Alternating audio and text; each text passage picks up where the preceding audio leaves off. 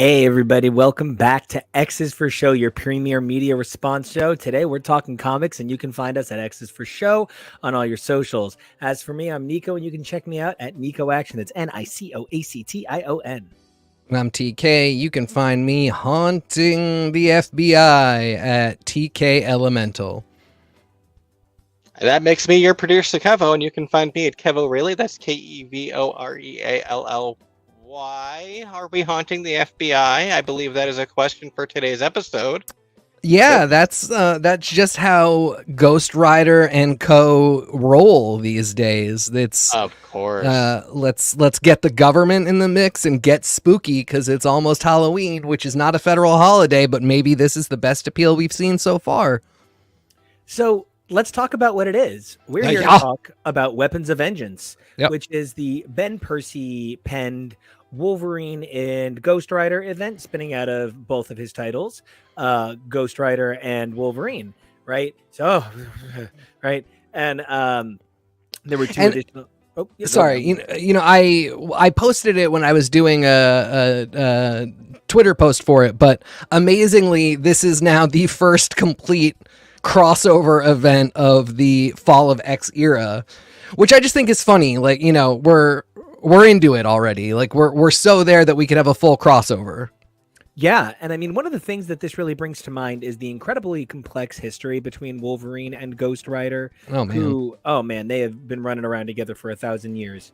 But this event focuses on 4 issues featuring Johnny Blaze and Wolverine primarily, alongside longtime Ghost Rider and Wolverine antagonist Mephisto, kind of.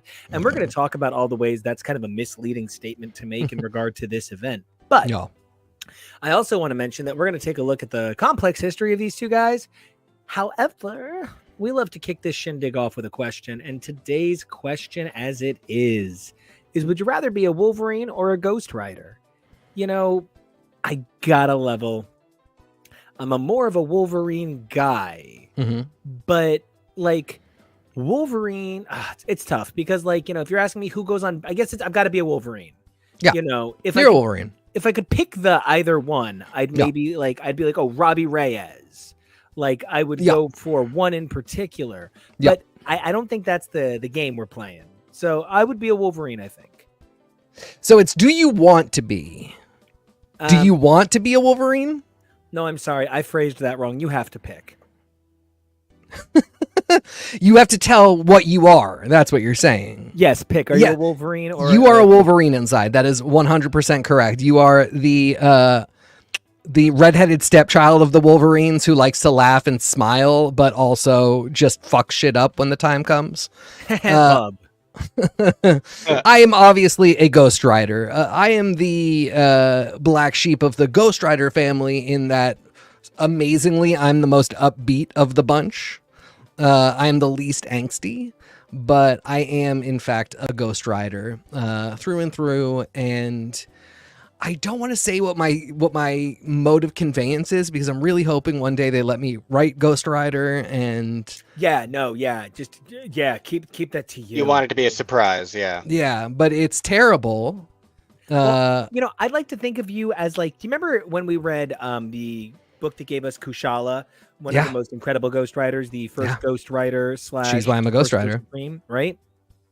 There's that Sorcerer Supreme Nate Gray just kind of hovering in the background, who I think about all day long. You're sort of the psionic death metal of Ghost Riders. Yeah.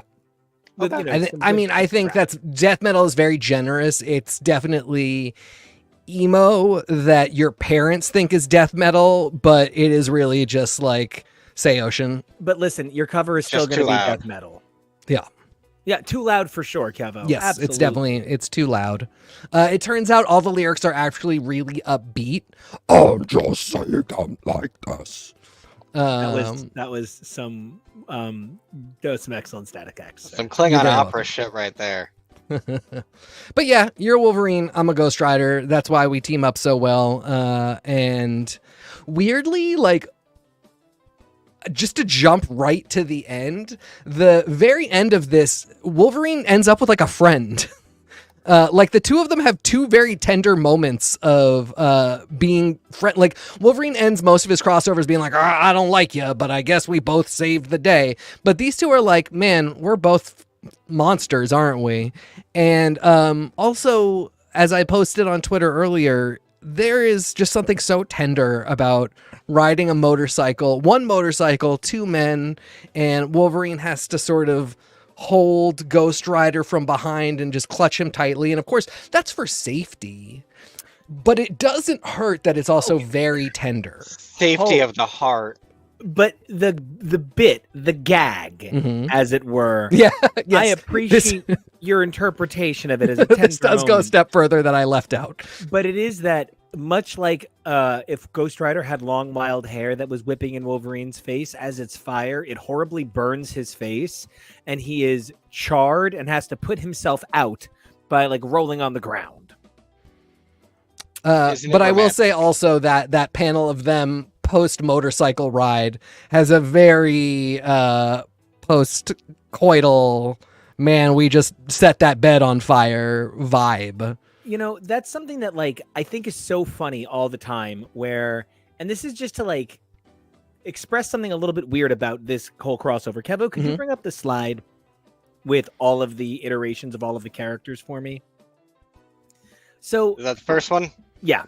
Something that I think is really interesting is when people are like, oh, gays are just all femsy, soft bottom boys. Except those same people often say, but which one of you is the guy and which one of you is the girl? So there's sort of an acknowledgement that there's kind of like a sliding scale to these things. There's male and female identities. And so then when people are like, oh, you're all a bunch of Nelly queens, you know, like it's all femme. But you also even acknowledge there's a guy and a girl. So couldn't it also just be all guys? And like, I think the American Gladiators sort of Spock, Kirk, tender hold of it all really comes through. And, you know, I'm so glad you even brought that up right away, because that's why I picked the most famous image of Logan about to nail Nightcrawler in the world to put in the upper left-hand corner. I mean, that's a canon cover, guys. That canon cover is literally hanging in this office. Is that you said, Rubik? Yeah. Yeah. He literally said, I knew what I was doing when I drew that cover. Yeah. I was shocked Marvel didn't catch it. And so you just have like real queer trend out Wolverine enjoying the view, and who wouldn't? So like, I mean, it's also like comics always can do that and often will. Like that's the, you know, for all I'm like, Wolverine is just holding Ghost Rider so tenderly. That is clearly nobody's intention. And it is also fully possible for a man to ride on a motorcycle with another man and hold on to him like that in a way that is not even tender, like that is just... Yeah, no, when I hold my boyfriend when we're riding his bike, it's not because it's tenderness. It's because I don't want to die. Right. I still maintain you'd hold the rails on the back, but you know, whatever. I'm kidding. It is a static visual image. And therefore, unless you are working some real mojo with a certain set of sequences, when you have just one frame like that, yeah, you, the reader, get to interpret that however you want. If your Wolverine is a bisexual, polyamorous father of everyone, you maybe see him and think, like, when he meets somebody that is his people, this Wolverine gets a little tender. And Johnny Blaze is somebody who is so starved for affection and joy that maybe he just lets it happen. And that one panel allows for it. But also, don't worry. Like, I'm not saying this is the must-believe canon, you must accept this. No. I see it, and that's cool for me. I have friends, and this is like, I have friends that I've turned off our sexual, or they've turned off our sexual, or we've both turned off our sexual relationship at different points in our friendship, you know, as somebody who continues to have, you know, sexual relations. I have friends. Congratulations. Like that. Oh, geez. And so, but so like, as somebody in that situation, it's like, you know, I imagine that Logan does have people that he can, you know, snuggle up with and then like kind of turn it off with. And that's fine. Yeah. And I think the part that blew my mind is when I did the math on this episode, Logan's introduced in 1974, Johnny Blaze in 1972. Johnny Blaze disappears from canon from 1982 to 1991. And so in all of that time, there is no way for Wolverine to meet Ghost Rider, and he doesn't on panel meet him in those 7 or 8 years. In fact, the first major crossover is Logan with Noble Kale in the body, sort of in the body. Yeah, we'll just say with Dan Ketch. With Dan Ketch, and it's crazy. Well, and this is really Weapons, well, not Weapons of Vengeance, but the issues 5 and 6 are their first crossover together. Every other time for Wolverine, it's Danny Ketch. Yeah. And in 5 and 6, we get told that like Wolverine just kind of knows Johnny Blaze and like knows where to go look for him to help him do the motorcycle race from hell. But where everybody shows up in their 90s clothes. It's amazing. Yeah, that is just a fantastic couple issues. It's completely such nonsense of beauty. Yeah, couldn't have put it better myself. But yeah, I mean, like Wolverine has spent a good amount of time with Dan Ketch, and up until recently, no time with Johnny Blaze. And then I did myself a disservice with this image. When I had Kevo make this image, I was like, oh, we're only going to go as far as Circle of 4, because the last big point, by the way, we know that we are not doing the new Fantastic Four. We're just not doing it. It's by Walt Simonson, and then Eric Larson does some, and then Peter David does some. Is Wolverine in it? It's the famous replacement of the Fantastic Four with Hulk, Wolverine, Spider-Man, and Ghost Rider. Right. It first appears in the pages of Fantastic Four. It's made to look like the Fantastic Four have been murdered, and a Skrull posing as the Invisible Woman. It's like one of the most famous 2-parters in history, or 3-parters. Yeah. And we've seen like 16 or 17 appearances of this team. Yeah, which I didn't think about. That is a way that Johnny and Wolverine know each other. No, that's Dan Ketch too. Oh. Yeah, there's literally no point in canon, but and that actually comes right after the MCP issues we're going to look at.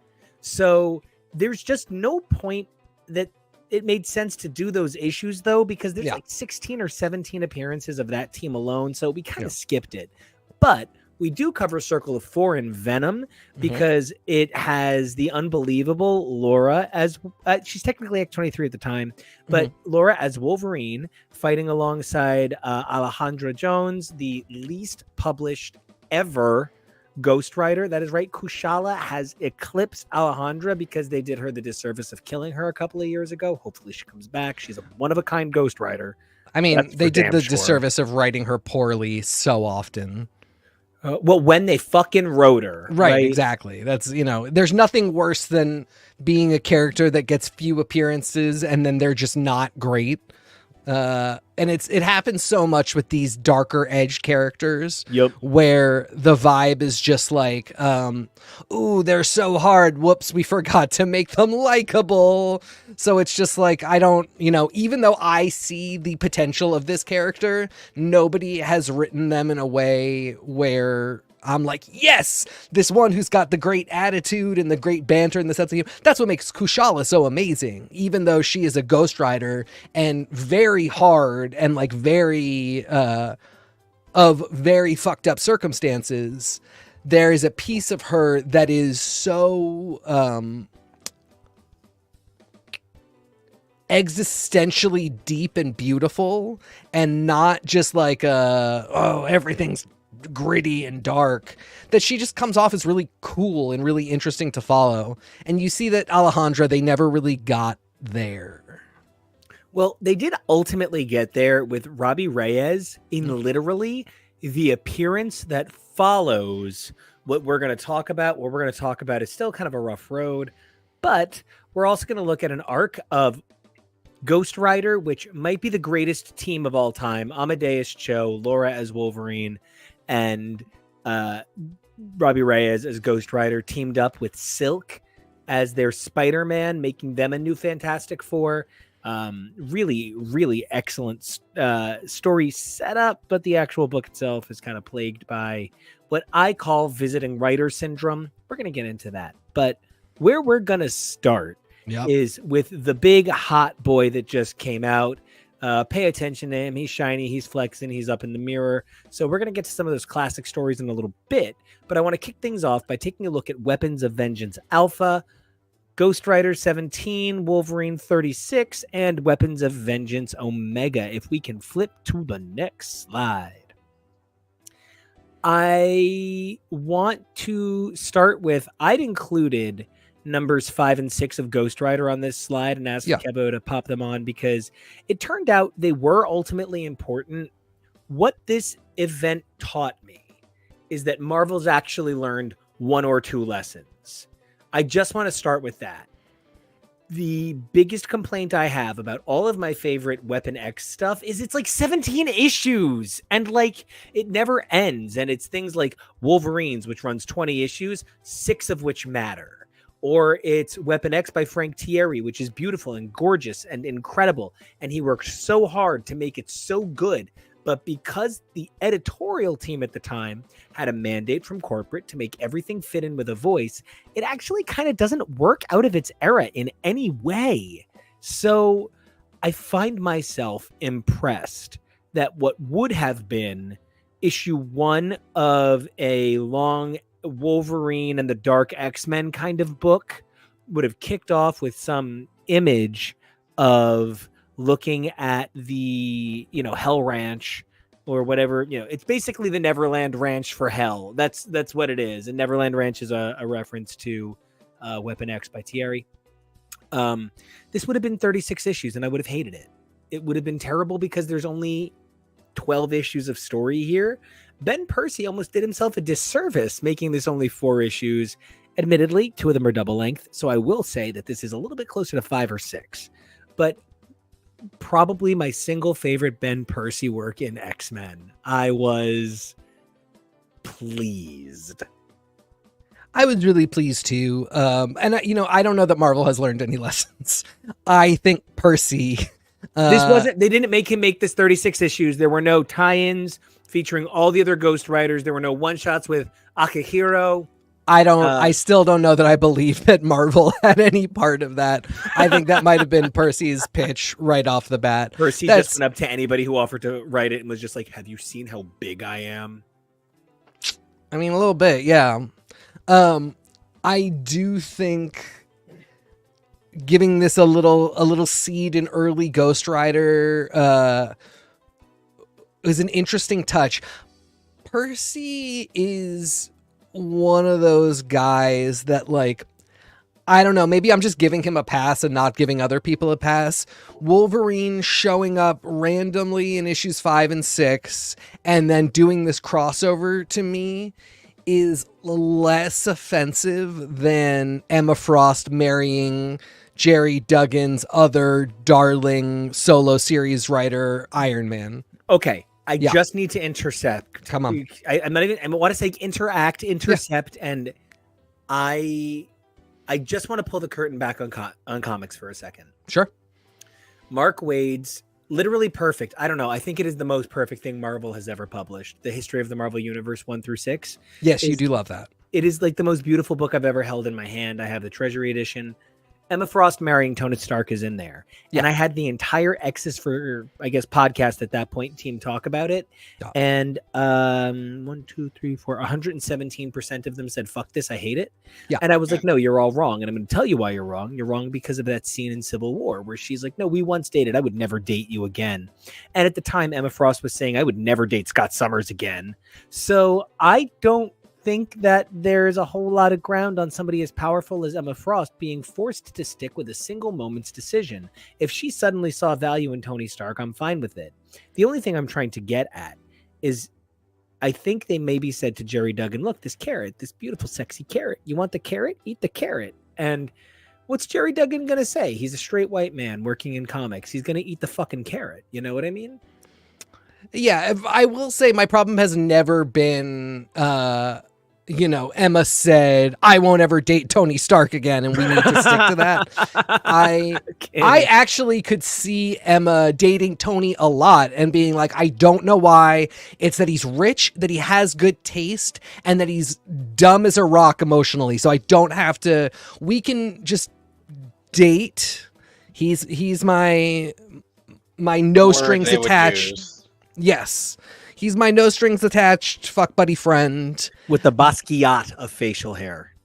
That's the one. The idea that she would marry him, the only way I will like it, and admittedly we're coming up to it right now, I did not read those issues before jumping on air, but if she is, if it's a marriage of convenience and money, I think it's funny. Otherwise, I'm not really here for it. It just, if nothing else, all of that is just like plot stuff. But to me, for some reason, and again, I think this is me, I don't think anybody's doing anything wrong. Jerry Duggan's Iron Man being so much a part of X life right now makes much less sense to me than Wolverine crossing over with Ghost Rider. I don't know, like that's just a vibe thing. Right here, right now. Pitch. Ready? Marvel needs to get the 20 biggest writers they want to work with. Not the 20 biggest writers in comics right now, right? Because there's people who need to come back. Yep. And Mike Carey doesn't have a book on the stands, which is the dumbest move in comics, right? I don't care if Mike Carey's books don't sell a zillion copies. If you look at every X book right now, every X book uses as many threads of X-Men Legacy as they do New X-Men. Yeah. So just catch what's happening. Look at the trends, right? Yeah. Marvel should take their 100 biggest characters, throw them in a box, and say, everybody start drafting. Start drafting those characters out. Yeah. We should move Wolverine somewhere that isn't the X-Men, because the X-Men have so many books that it's poison to Logan. Yeah. Logan is, hi, I guess I am a Wolverine. Logan is an attention whore. I don't always want a microphone, but if you're going to put a microphone in front of me, I'm going to give you a tight 10. That is such a Wolverine thing too. He will always say, I didn't ask for this, but boy, do you acquit yourself well to this when it is thrust upon you. Like, Wolverine is the actual problem with fuckboys, right? Like, one of the things I loved about being a fuckboy for the hot minute, I still am. But one of the things that's fun about being like a slutty gay Chad is that, when people are like, oh, that girl dressed sexy, she had it coming. First of all, that woman. Second of all, no, she didn't. Third of all, she gets to dress however makes her feel good. The thing that shocks me is the comic iteration of those same guys making those comments about women dressed like Wolverine, and then are kind of like, don't sexualize me, bub. And you want to be like, no, dude, you have the junkiest junk on junk display today. And you're literally doing what you're accusing other people of. Not that Wolverine has ever been a woman is asking for a kind of guy, but that sort of character mentality, that grump badass guy, right?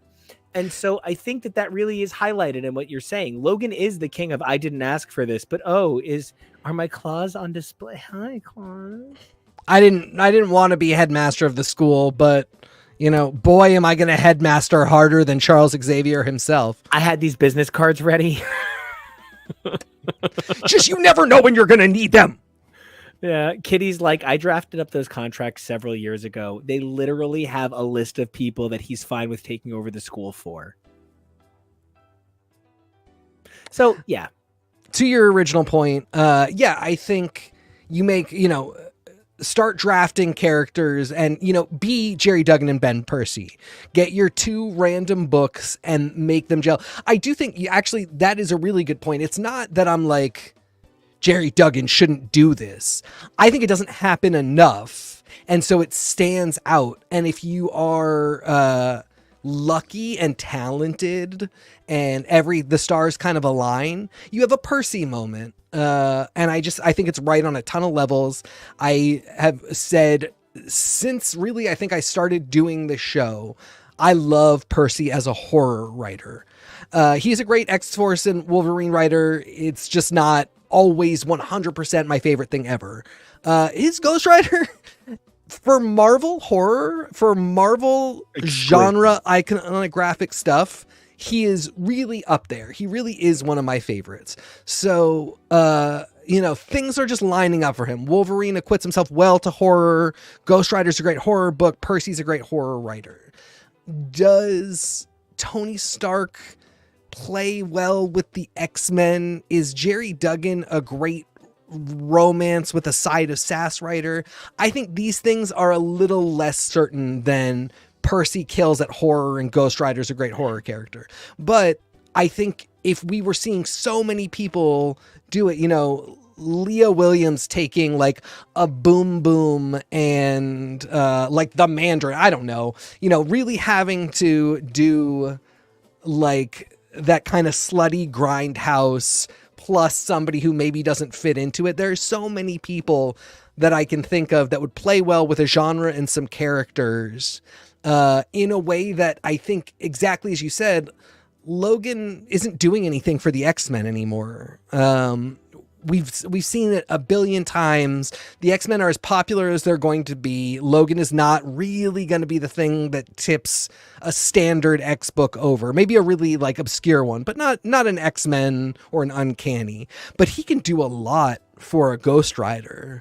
And you find this synergy between the characters that can do a lot for both of them. And I think that's what you see a lot in this book or in this crossover. And I think when we call it a crossover, the thing that I was most noticing is this maybe didn't feel at all like Percy's Wolverine, other than maybe bad guy came out of nowhere. Oh, shit. Like, other than oh, shit, bad guy, I didn't really feel like this stunk of Percy's Wolverine. And I don't mean that like any other way than Logan would say, this stinks of this. You know what I mean? My question sort of becomes, what is the nature of the obligation to upholding corporate sponsor standardship? Like, I couldn't come up with the actual term that means what I'm trying to say, so I guess I have to say it in an eco way. All right, when Belinda Carlisle was like, I'm done being one of the the Go-Go's. Sorry, Susanna, you're my girl. Belinda, you're fine. All right, let's go with the Bengals then. Where are you going with this, Bubba? When Susanna was like, I'm going to leave the Bengals, I'm going to try and do some solo stuff. She basically was like, I'm going to strike out and do Bengals music, but I can still do music. And it's still Susanna Hoff's voice doing Bengals songs, even if I'm solo. Rob Thomas is smooth, even if it's Carlos Santana, who actually, he wanted Michael Jackson to sing it, not himself. If it's anybody who goes solo from a band, imitating that sound is easy and recognizable because a singing voice is a singing voice. When, to use a little bit more crass of an example, somebody leaves a porn studio to start an OnlyFans, their sex is their sex and it's still them. But if somebody like Percy wants to say, everybody who's loved me at Marvel on Ghost Rider doing horror should follow me to my, I don't know, the comic equivalent of OnlyFans is Substack. And in that case, yikes, right? So when you're looking at it from that perspective, Ben Percy is in a social obligation to his success to stay with Marvel until a certain level, at which point he'd be able to leave, a guy who I don't have any particular love for the work of, but you got to respect his contributions. Mark Millar recently said that if you think that independent comics thrive without the big two thriving, you are missing the market. And I think Ben Percy is the best example of that. And I think in so many ways, Wolverine is if the two sides are, I am an artist dying for my art, look at me die on the street, and hi, I'm a corporate shill, here's my cocaine. I think Wolverine is a little bit closer to corporate shill, and I think Ghost Rider is a little bit closer to here in Alphabet City, we know only the shiv. You know what I mean? Yeah, I mean, I think that also speaks to, like, Ghost Rider is horror, which is so, as I've already said so many times, Percy's lane. That is such a good lane. Wolverine isn't not his lane. Wolverine is not anybody's lane. It's you you flame out in it or you don't, but you can never own it. It can never really be yours. The best you can do is be successful. Most people are happy with not a disaster. And I think Percy has done a really fantastic job of not blowing up in Wolverine, not embarrassing himself, not dragging the character down to really bad places. He's made a bunch of choices I wouldn't necessarily do if I were writing, and that I don't necessarily want to import into my personal canon. But taking the character and using him to lift up this section of the Marvel universe and this character that isn't particularly super exciting to fandom at this moment, I think has really been all around a smart move. I also get what you're saying insofar as like, this isn't really like an issue of Wolverine. At the same time, this Wolverine book, the way it has been kind of modular and has been a bunch of like really discrete storyline arcs. What a great word, modular, like a tour of Wolverine's selves. Like, yes. This would be better to a Wolverine anthology in a lot of ways. It is essentially a Wolverine anthology, yeah. Like, you know, because when he's doing solemn, let's explore our bisexuality storylines with the Beast of the Hand, those finish and then immediately, like, often with no bleed over, it's like, what's Quentin Quire doing now that I have to go fix? And then we're into... That's the problem. Okay. You said it in one name. QQ? His X-Force and his Wolverine are bratty. And Ben Percy is like a strong, powerful, dominant man. Like, his writing drips with an unfortunate amount of testosterone that I think sometimes might be preclusive to certain qualities of reader. Yes. And they miss out on a lot of great, like, I'll not to put anybody out there, but I know that there have been times that your partner, Jake, who I think is one of the smartest comic people I know, does not enjoy Wolverine or X-Force. Yeah, they're just not there. They're just not, you know, Jake's style. And Jake is one of the smartest people in comics I know. So it's not like Jake has bad taste. It's that there is a preclusivity to the amount of testosterone that drips off of every page of this. Beyond its problematic nature, I think 100 Bullets is the best 100 issues of any comic book ever in the history of the world. You have to read all 100, and you do need to read the Winter's Edge story. But it's Kevo will tell you I used to like read it once a year and just sit on the floor and cry when I would get to issue 100. Sit on the floor and cry. Because it reminded me what it was like to be human. I know so many people that have read the first trade of 100 Bullets and are like, you're disgusting. I resent you. I regret our friendship. Because it's just not what they're thinking I would recommend. And I think there's a certain quality to the extremeness that we're all drawn to in fiction that I think is Ghost Rider, is the quality of Ghost Rider more than anything. Wolverine could be a Ghost Rider, but Marvel has certain fiduciary responsibilities to its stockholders, aka fear of homelessness, that stops them from being like, because like my pitch for Wolverine, and I've said it on the show, and since I've said it on the show so many times, I can point to it over and over again. I'm not worried at this point, but my whole thing is like a magic person needs to be like, Wolverine, you've killed more than anybody else in the Marvel universe. I'm going to extract the death aura from you, and now it's like a Wolverine symbiote. And like, they would be scared to ever let the definition of Wolverine be pure evil. Even an enemy of the state by the... God, I have to stop mentioning this guy. I'm not even going to say his name anymore. We're just going to say, enemy of the state. Are you talking about Blink-182? Yes, I am. Wolverine is like, if only I wasn't so evil right now. It's even what you see here. He's told kill mutants, and instead he stabs himself in the chest. Like...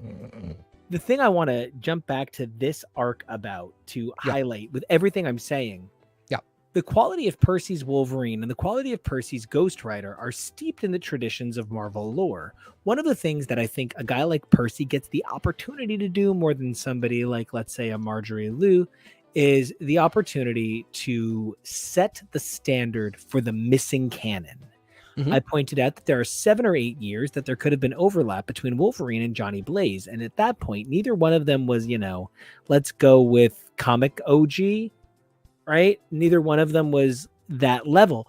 Because the thing that I need to stress is there was no hardcore at the big 2 in major comics until Frank Miller reared his head back into Daredevil and Batman. Even when Daredevil played Russian roulette with Bullseye in a body cast, that was a one-off that represented an extremity within the run of Miller and Jansen's exquisite Daredevil. So, and it's all Comics Code Authority approved. What makes Frank Miller so amazing is that he made it work with the way comics were published back then. It's not even that they are so hardcore.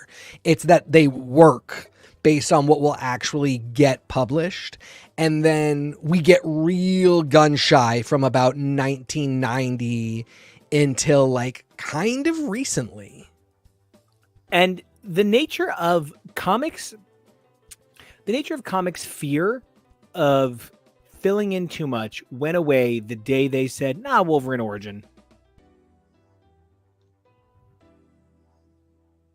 All right. What is your ultimate grade on this? How do you feel about this book? I love the flashbacks to the 70s. Yeah, I love that Wolverine is like, I'm going to kill this kid for walking up to the gates.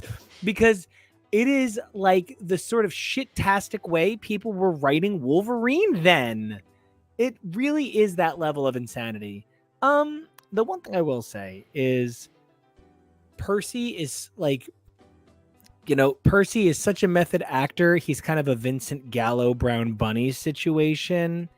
He's saying that if Johnny Blaze has no definitive character, then Chloe Sevigny has to give him a blowjob. Yeah, I don't know where you're going with this. He's saying that if Johnny Blaze doesn't know who he is, then maybe Johnny Blaze just has no character. Maybe we take it all the way. The concern is that we are beginning to sort of lose the point of the art in the performance of it. Johnny Blaze has so limited a character in the scope of this arc. He comes off like Wolverine's cool friend with a usable power more than a character.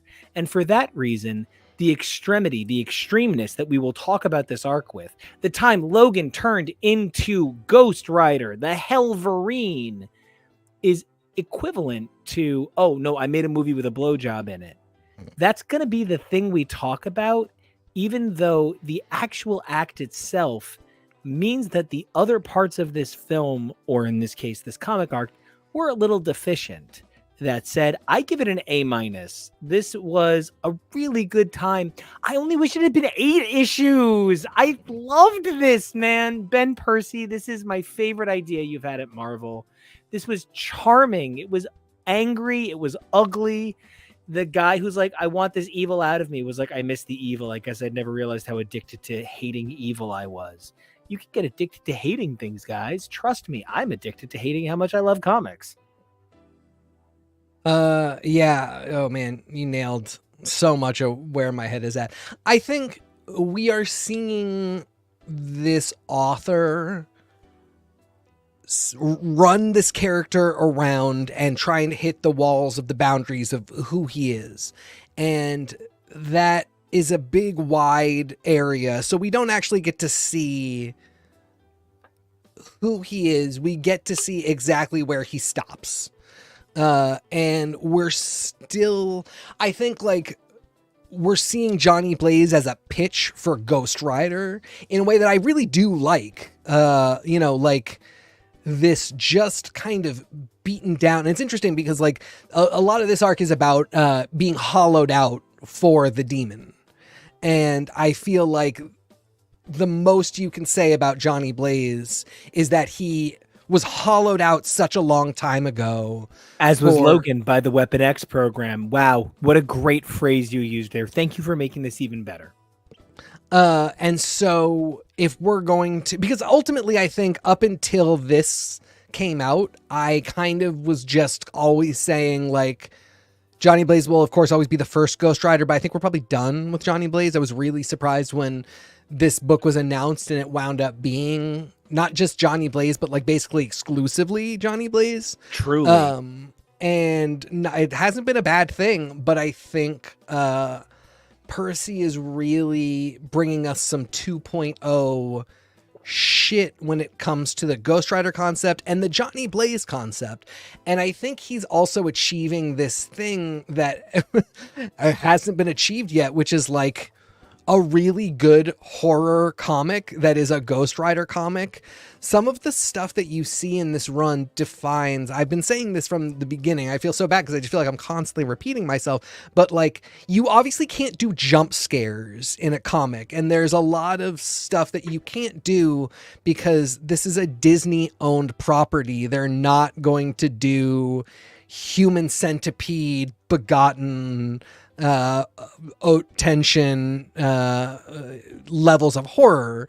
It's going to be safe to print and get screen capped and get republished. Knowing that, Percy has really figured out how to write the definitive horror character in a way that is true to the genre and what the genre needs to be in comics. And in a lot of ways, that mission sort of supersedes doing good character work for Johnny, because if you lay this really fertile groundwork and soil, hopefully other great writers come around and do that, or they bring a character that's already got phenomenal character work like Kushala into the mix, and she gets to play in this really newly defined fertile soil that Percy pulled together. All of that said, yeah, I think I'm at about an A-. I really am so curious to know if this is like a 3-year-old pitch that they were like, I think we're ready for it. By the way, you just need to mention in the second issue that they are riding like in spite of Orcus existing. And, cause this isn't really a fall. This is happening during Fall of X. It's not really a Fall of X book. That's okay. Doesn't need to be. Writers are forced to work within editorial's confines and do publication around promotion. That's all fine. That is just the one thing where I was like, it really would have been possible to make Project Hellfire and the Weapon Plus Hell program a wing of Orcus, rather than, because I actually think that it being an Orcus project makes a lot more sense than Mephisto having had a hand in Weapon Plus the whole time. That actually doesn't make as much sense. So all that said, it's fine that it doesn't 100% work. Everybody's doing their best. And outside of the Fall of X stuff, it really does work seeing Talia Warroad interact with Jeff Bannister. Can you even imagine the sex there? I do not want to imagine that. Jeff Bannister's hot. Give me a haircut and a outfit change and we can discuss. Hey, the outfit's cute. The bone structure's there. The hair is greasy. Yeah. I was telling Nico, like, this is it's setting up a pitch for me for like a Pulse meets the Illuminati of the government, which is like the Illuminati is the government. But, all these characters that we've seen who work in the government dealing with superheroes. So we've got Talia, we've got Jeff Bannister, we've got Dolores, who has appeared in X books. There's a bunch of characters. Van Cartier. That's her. With the wheelchair. She just comes out singing all sorts of Motown numbers. I'm sold. But we see these characters, like you even throw somebody like Peter Corbeau in the mix. We see these characters who work with the government and also interact with the superheroes. And the first thing I thought seeing Talia and Jeff Bannister interact was like, I can't wait for 2 years from now when some other writer remembers that they know each other and it's like somebody in the government is really suspicious about Strange Academy. They're both on a Shield book or something. Yeah, exactly. So a lot of cool stuff like that. That was a long monologue for saying this is absolutely A- in the best possible way. And I can't believe next month issue 18 of this Ghost Rider book comes out. And I just want to say, for me, the book I want more than anything out of this is Helverines. Yes. Where any Wolverine, Daken, Akihiro, even, look, anybody that fell under the, we'll call it all-encompassing branching of the Wolverines, Maverick, Sabretooth, Mystique, Lady Deathstrike, any of them. You know who I'd give it to? Who? And I would make this connected to Undrawn thing. I'd give it to Jimmy Hudson. You know, Jimmy Hudson is one of those characters that, number one, obviously, when you look at him, you just think, yeah, he was drawn for Nico. Number two, James Hudson as Vindicator, as Guardian, I feel like Alpha Flight gets a really bad rap because it's not even that they're the Canadian branch, but very few countries do a really good job loving another country through their secondary media. It's not that Alpha Flight wasn't ever a best-selling book under John Byrne, but Alpha Flight was a best-selling book in spite of being an X-Men spinoff in so many ways. Even if it was the book everyone wanted, I'm certainly not coming for Alpha Flight. I'm a humongous fan from way back, right? But we have a hard time treating anyone else's Captain America in America with a whole lot of respect, which is why as soon as they were like, oh, Teguji is the first S-class hero at Marvel, I was like, yeah, that's about as believable as Swordmaster is the most powerful swordsman at Marvel. I mean, look at the way we treat Red Guardian, even Black Widow. Yeah. But I think there's all these little ties left off from the Ultimate Universe that I don't think Invasion is going to 100% take care of. And I think... What, you mean Ultimate Invasion, the book that is selling barely more? Barely more than Gods. These tweets are coming out of every corner of the internet. Marvel did not treat Ultimate Invasion the way it deserved. So we have to cover it on this show now. We will definitely be covering it. It honestly, like, there was a moment in which I was like, Nico, I think maybe we shelve the Ghost Rider thing for one more week because we have to talk about the discourse around Gods and Hickman and pre-sales. And it is something that we will talk about on the show. But Helverines. Remember when we had Hot Claws? I don't want to talk about this. I was so excited when Wolverine came back from the dead. Yeah. There's very little I love more than the idea of the hero coming back. I don't know. Yeah. For me, if you ask me what's the best moment of Jason Aaron's Thor, and at this point the book is 6 years old. I don't feel bad about saying this on air if that's okay with everybody here. Good. When Thor realizes that he's the god of the unworthy and that he'll always be there for people who want to be better tomorrow. Mm-hmm. That's like the moment of the book. Mm-hmm. And I feel like one of the things that we get further and further away from with these runs, with the evolution of these characters, is we miss these major milestones that represent who they are. The Ultimate Universe was meant to be an easy way to ease into the Marvel Universe. But now it has as many issues as the MC2, the New Universe, and 2099 combined. So that's 2,000-something issues. That's hard to jump in on. And at the same time, when you're talking about these attempts to shape a universe, you need to think about the long-term proposition and prospect. And I don't know that having an entire era defined by Bendis and Millar, two guys who are so known for their shakeups, shaking up the universe from the beginning, left a lot of room to develop a responsorial universe. It was all, how quickly can we make it different, keeping it looking the same? That's a very tricky proposition, but I think it's also the proposition on all Ghost Riders. Mm-hmm. All Ghost Riders look essentially the same.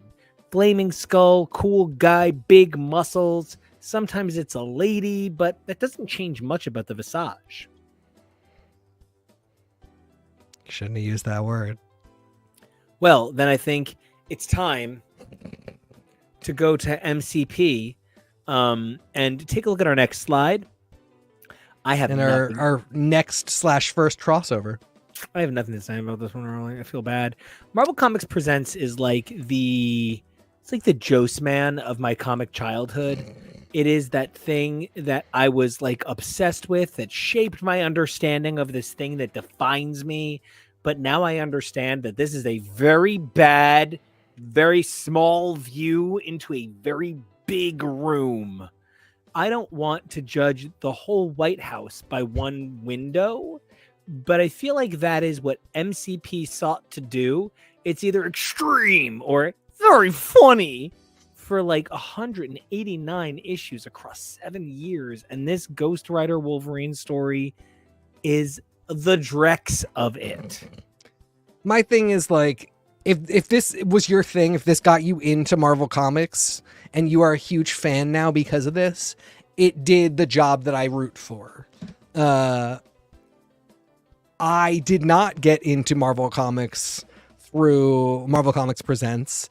And in fact, I think I had a couple issues that like I got into Marvel in spite of it, because I was about to say, you got into Marvel Comics despite what they presented. Right. But these supposedly easy way in anthology, there is incentive to pick up each one. The short stories are shorter. There's all these little elements that I can see making this important for someone conceptually. Just the idea of Marvel Comics Presents. Wait, hold on. There's only 768 issues of the Ultimate Universe. You want to do it? I'm not saying yes to that because you and I have such an important catalog of stuff to get through. There's how many issues of the entire Ultimate? 768. That's not bad at all. Of the whole Ultimate? Wow. Yeah, I can eat that in a week. Are you kidding? Yes, you can. You're a faster reader. But I'm actually not. Do that. I'm not wrong that it's more than $20.99 Yeah. MC2 and new combined. But at 768, damn, Daddy could eat that. We will discuss when we have. We have so many wonderful times ahead. So maybe that's a someday project. Maybe it'll be in 10 years. Who knows? Exactly. Or like if Marvel is like, you will never believe what we're doing with the Ultimate Universe post Ultimate Invasion, then we can discuss. Setting that aside, this is a nothing story, except for the fact that they're at NYU Medical Center. It's very important. Gives us a couple neat things. Oh, is it somewhere you've been? Maybe once or twice. Gives us Sean Watanabe, the hottest mutant I've seen in a hot minute. Who is inexplicably gorgeous. Yeah.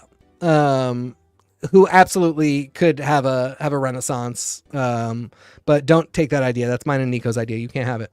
And then it gave us Death Watch, who is nothing. But it doesn't give us Death Watch. Death Watch is from Ghost Rider Volume 3, 1 through 10. Oh, okay. I misunderstood. He's the writer at this point, and also ran afoul of Wolverine with some hand stuff. He is a demon from a race of demons that are called the Translords. And if you don't think the queer community can't rework that concept in a way that would galvanize every single person with a letter in the alphabet mafia, you will just be so shocked. Give it to us. I've invented it. It's Competrus, and her goal is feed the beast. And she is here to destroy God. Kim Petras, destroy me. Fuck, you are the hottest girl in the world. God damn. She's real gorgeous. I think she would love to be a Translord. She is Dazzler. Oh my God, Kim Petras for Dazzler. Yeah, she'd be a fantastic Dazzler. Yeah. Especially for those people who think Dazzler is such a queer icon but is terminally heterosexual. That is Kim Petras. First of all, number one, Longshot should just be genderqueer right now. Longshot should feel really good, looking sexy in a dress. He is literally Lady Luck. Why are we not leaning into that sort of, I don't know, that gorgeousness of character dichotomy? I mean, Longshot hasn't had an interesting story in a galvanized queer writers era. Hi, Charlie Jane Anders. You should write this. Thank you. I completely agree. That would be phenomenal. But yeah, we get Sean Watanabe. We get we didn't start with Death Watch here, but we get Death Watch. Yeah, this is nothing. End of story. I'm also really shocked by the spelling of Sean being the particularly Gaelic way. Like, this is Sean Watanabe. Like, his sister's name is Sinead. Obviously, it's either a family friend or their mother is descended from the Irish folk. Well, and the thing that I really love about the effort to kind of create a character in this is he did go on to appear a few more times, and then is referenced in the 198 as having been I'm like, I don't want to call it depowered anymore, because it's not depowered. It's sort of like displaced power. Like, they get their powers back, they just have to be willing to die in combat. But like, no one's really depowered anymore. So we sort of need a new term for it, because number one, I think you can still say depowered, because they were depowered at that time. Yeah, it's really like displaced power for me, but I hear you. They were, I would say displaced by the decimation. Excellent. Which is funny. My next question is like, well, hold on. He go? Sorry, go. Keva, would you please put up the incredible image of Sean Watanabe that I just sent you? Look at that stud. The headband. He's so thick. God, yeah, there's like 10 feet of him going all the way back. It really looks like his calves are so fat that he had to squeeze them into those boots, and they're just, the muscle is spilling out over the boots. But he still looks like he would be gentle and know how to play you music on guitar. Yes, I could not agree more. I would love Do you think he was resurrected? You know what? I think that if the right writer who says, hey, you know what? There aren't enough Asian mutants still. For the fact that, China is like 1 billion people out of 7. They're all just the collective man. That's their one mutant. And that is such a problem for me, because one of the things is that when we talked last week on our comic broadcast about the fact that anime and manga represent a far larger portion of cartoons and comics than do the American generated counterparts, one of the things that we need to talk about then is the fact that American audiences love manga and love anime, but they don't necessarily, as American producers, design their product for overseas markets. And so I do wonder sometimes about the nature of when somebody like the incredible Alyssa Wong comes along and they say, hey, listen, I'm going to create Asian and non-binary characters in everything I do, not because I have an agenda, but because we exist, and you have to stop saying we don't exist. If white straight guys create white straight guys, this is what I'm doing. And I think that is what a Sean Watanabe is waiting for. Sean Watanabe is waiting for a guy who grew up thinking, man, it's so cool that there's an Asian character. He looks like somebody I want to look like. Or maybe he just looks like something I identify with. And that there's a percent 1.00, whatever it is, that gave Lourdes Chantal page space. Yep. And bitch died so beautiful. Like, that was the number one thing sobbing on the floor crying, Rogue always loved Charles, was I can't even talk about that scene still. That is my number one, like, last 5 years moment in comics. But, Emma saying that Lourdes meant everything to her. Really close. And all in the strength of Jerry Duggan generating that story. And I think it would be really plausible for Wolverine to say, like, he'd had a relationship with, not a like sexual relationship, but he'd had a close friendship with Sean Watanabe this whole time. They met here.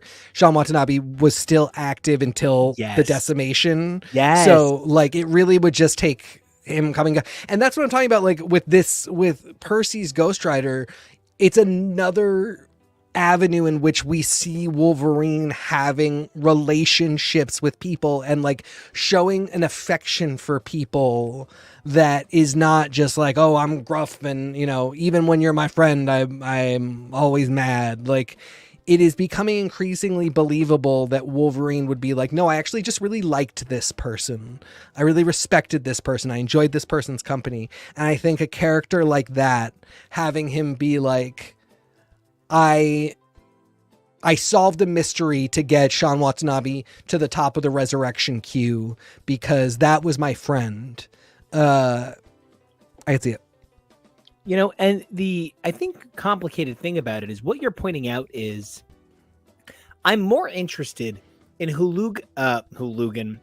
Logan would invite to a dinner party than I think I am in necessarily who he would bring into battle. Yeah. If Logan could bring anybody to battle, he would bring Scott Summers. Cyclops would be at his side. But Logan knows if he's having a dinner party that somebody's going to try to kill everybody there, so he's not going to invite Scott Summers. He's going to invite the most random secret members of the Marvel Universe. And that's guys like this incredible character in Sean Watanabe. And that's even characters like the incredible Kushala, who just doesn't get enough page space. That said, I give this crossover like a C-. It is boring. It's forgettable. Yeah. Dan Ketch has less personality here than he has almost anywhere. And it's not a result of Howard Mackie not trying. It's a result of the 8-page format and the requirement of fitting it across 8 issues that people might read. This is also the point that Marvel Comics Presents lost its weekly status and went to monthly. Yeah. And I think this is this follows the logic of every issue might be somebody's first. So if we were to do character development issue to issue in an 8-page segment across 8 issues, that might get really complicated. So rather than doing that at all, we're going to like pick 5 ideas and just kind of repeat them over and over again as we incrementally move the story forward. It's not a great format. We don't really do it anymore. That's fine. This is a wonderful little memory, and we move on. So what's your grade? Oh, my grade, probably about a C-. And it's not that the creators didn't try. This is sort of the nature of when you're talking about classic comics, you're talking about an entire industry beholden to the idea that it could die any day. Yeah. Even if X-Force #1 sold 1 million copies, that doesn't matter.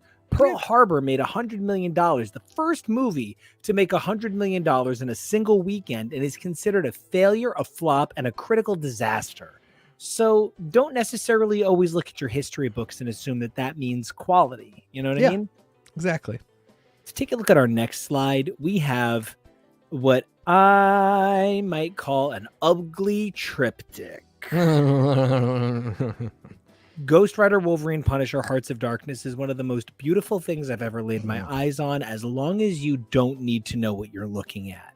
If what you're looking at is maybe like, does everybody remember sand art where they would sell you what looked like a skinny fish tank and they'd be like, fill this shit with sand, poke it with a chopstick. You, my friend, are Picasso. That's kind of what this looks like. I cannot imagine the burnout JR was experiencing, having finished his Daredevil run, working on Daredevil Man Without Fear, getting ready to do things across the Marvel Universe. But by golly, there are places in which I'm like, no, that is not Mephisto. That is the building behind him.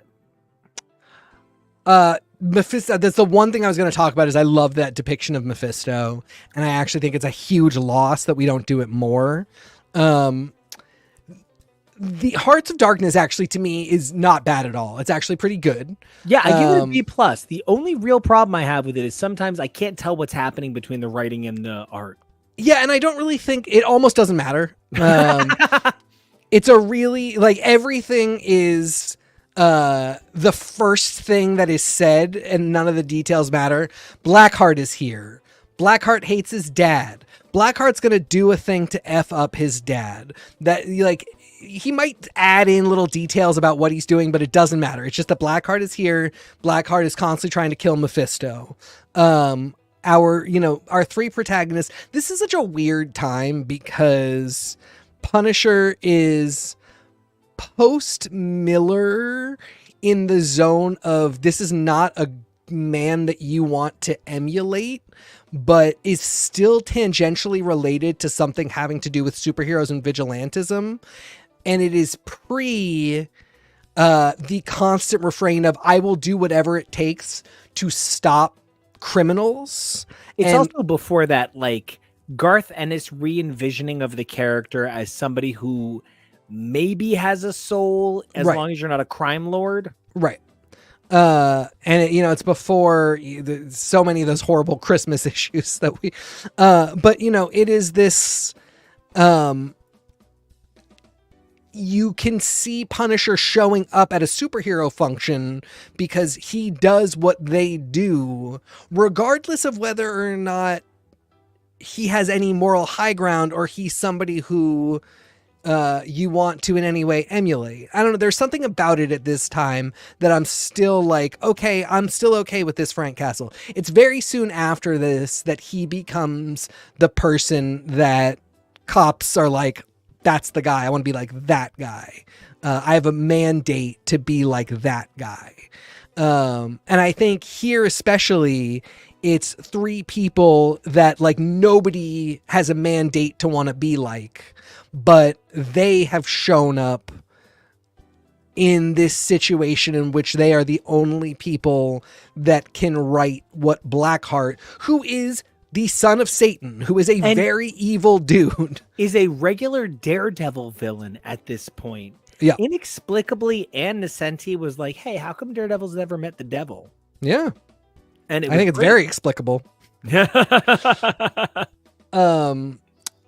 It's only unfortunate maybe that it wasn't Matt Murdock instead of Frank Castle that was there. But I think Matt Murdock is of a different ilk than Ghost Rider and Wolverine. Ghost Rider, Wolverine, and Punisher really do make sense as like people who flirt with the very evil things that have to occur when you engage in vigilantism and when you engage in violent superheroics.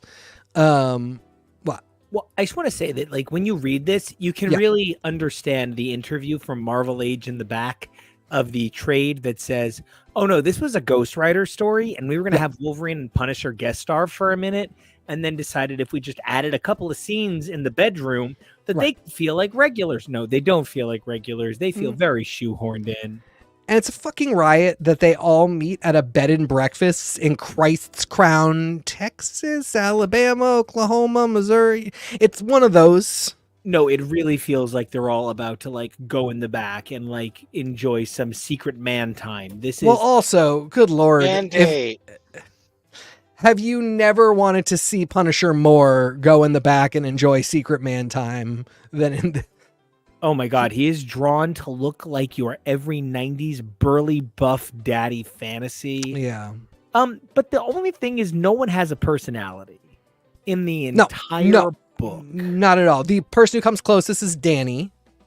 And it's not great, but like literally Danny's trying to figure some stuff out about himself and figure out where he ends and the Ghost Rider begins, how he accesses the Ghost Rider power, all that. Literally, he's doing Ghost Rider shit, having traveled to Christ's Crown, where Wolverine and the Punisher just happen to be.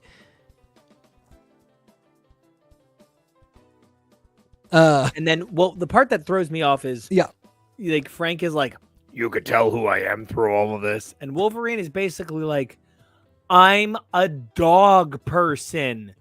Dumbass. Punisher's like, oh, fair point. Fair point. I could tell you were you because of the claws coming out of your hand, and you're the only person that has that hair. God, like it is this like unique thing that like there are things in comic books and cartoons that then you see them in real life and you're like, oh, that guy's a Dragon Ball Z fan.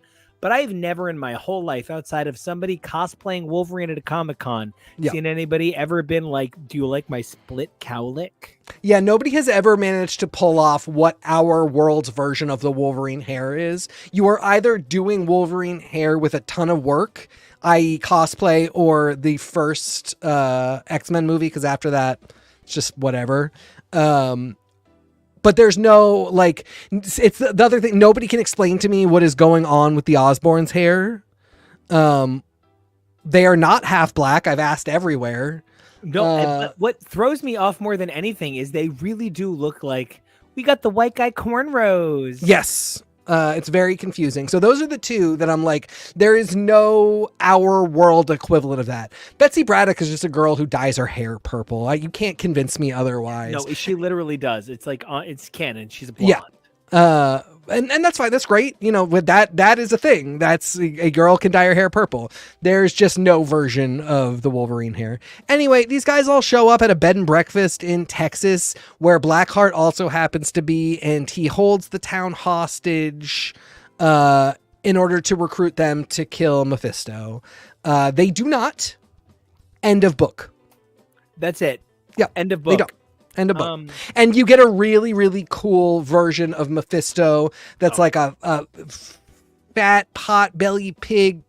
Oh, God, I forget the aliens, but they've got like the mouth. Oh, he kind of looks like he's got a Demigorgon face. But like a lizard Muppet, too? Yeah, lizard Muppet, fat pot-belly. Yes, all that's of his that. Arm on the cover. Yeah, that's his arm. Big claw. Yep. And it's just out of nowhere. Like, they don't explain why he looks like this, and he doesn't look like in Daredevil. Dan. Oh, really? Yeah, that's what JR always draws Mephisto to look like. I frankly love it. I had not seen it that much. I really wish that had been a more clear version in Aaron's run, because it just feels like weird dandy. I'm pretending to be Satan. I'm Trinity the Tuck doing Lucy on Snatch Game. It's basically... it's basically Timothy Chalamet playing him from the Powerpuff Girls, and I don't know why that is the go-to. I don't like it. It's fine in certain contexts, but if you're like, this is the guy that could end the multiverse, this is the ruler of hell, give me a look where I'm like, this is at least somewhat like Eldritch horror-y. Anyway, we get that here. That's my first exposure to it, so that was cool, but it is literally kill my dad. No, the end. I'm going to give it I said B+ earlier. I'm going to downgrade slightly to a B. It's a B. B. But you know, it's a C-. Brood Trouble in the Big Easy. That just sucks. And I see how it's at like the pinnacle point of Jim Lee's like, oh no, it's that same one, Kebo. Yeah, it's in there. Oh no, yeah, it's these four in the middle. So crazy. What's funny is this is the introduction of Belladonna. This is the conclusion. Yeah, it's true. Conclusion 1. Don't worry, she'll be back. This is for friends of the animated series. Half of this, the half that doesn't include the Brood and Ghost Rider, is the introduction of Belladonna in X-Men the Animated Series. And I remember the first time I read this, I was so wildly confused because I'm like, yep, that syncs up. And, that's where she shows up. And then all of a sudden, it's just this totally different story where they go to fight the Brood. And every element here is something that I like and that I want to see. And in practice, should work. Or in theory, should work. In practice, none of it works. Well, and part of that is because X-Men #8 is a great issue that should be at least 7 or 8 issues. Yeah. Not because none of which should have anything to do with the Brood. Right. Mm-hmm. Not because it's not a good issue, but because it sets a standard for every issue moving too fast to be like likable. That's one of the things that I talk about a lot. When a show ends, they can do anything they want for their final season because they don't have to outdo that next month. Right. X-Men 9 is a damn shit show compared to X-Men 8. Ghost Rider, these 2 issues offer nothing to the story. It is just sort of a waste of my time. And I think that one of the things that's so surprising about that then is that this is one of the most well-remembered issues of X-Men. This arc is something that people point to, and not because it's memorable, but because it got a trade early on, because it had an omnibus inclusion. But when you ask me what I think about this arc, it's a D. X-Men #8 is an A, but not as #8, as like the Marvel, the Marvel special issue of the year. Like, this is the only issue of X-Men that should matter because the amount it upheaves is so significant. I wouldn't want to write number 9. And in fact, number 9 blows chunks. It's this starts some plot lines that are going to be important for the next like 30. They're still important. Yeah, they're still literally going on today. And like if you were to Marvel fandom these, they would be like in issue 8 where Bishop indicates that he doesn't trust Remy. All this really important stuff. You could see all of those references and never realize that that's actually mostly not what this is about. It's actually about Ghost Rider showing up, the Brood attacking New Orleans. Like the idea that and Ghost Rider Brood, which to me is such an unfortunate thing because it's actually really cool. And what the Brood cosmology of hell and the Brood as hellish creatures that could interact with hellish creatures, I could get into that forever. I could see Percy doing that forever. This is really just like 2 different types of things with teeth combined to make a teethier thing that has more like ichor and guts and dampness and also fire. It just isn't anything like do the Brood have hell? Do the Brood have a concept of demons? And if they don't, because it would be very plausible that they don't, what happens when they come across hell? How does that... Let me ask you a question. Yeah. To somebody who is a space traveler who also might have interdimensional travel, is hell not just another dimension? Yep. Is that just not another type of alien? Yep. Not to JMS Thor everybody over here, but like, I think that the Brood would just be like, infect it. And, oh, we can't? Run from it. And that would be it. I don't know that they would even really waste too much time on theology. I'm not saying they would waste time on theology. I'm saying like, the theology is there for somebody to play with. And I think it's way bigger than just infect Ghost Rider. So we have a flamier demon with more teeth that is elongated. Like it just, the threat here is just like, it's more of everything. That is all the threat is. It's just everything is worse. It's the scariest Brood you've ever seen, but it's also on fire. Like it just is that level of like, we one-upped ourselves. Okay, congratulations. I give this a legitimate C-. Yep. I give X-Men 8 an A, but again, as like the only X book for the year. Yep. And then Brood Trouble in the Big Easy, it's a C-. The dark design, though, that's going to be a big drop for me. Yeah. So, TK, tell me, Brood Trouble, Big Easy, your score, big bro.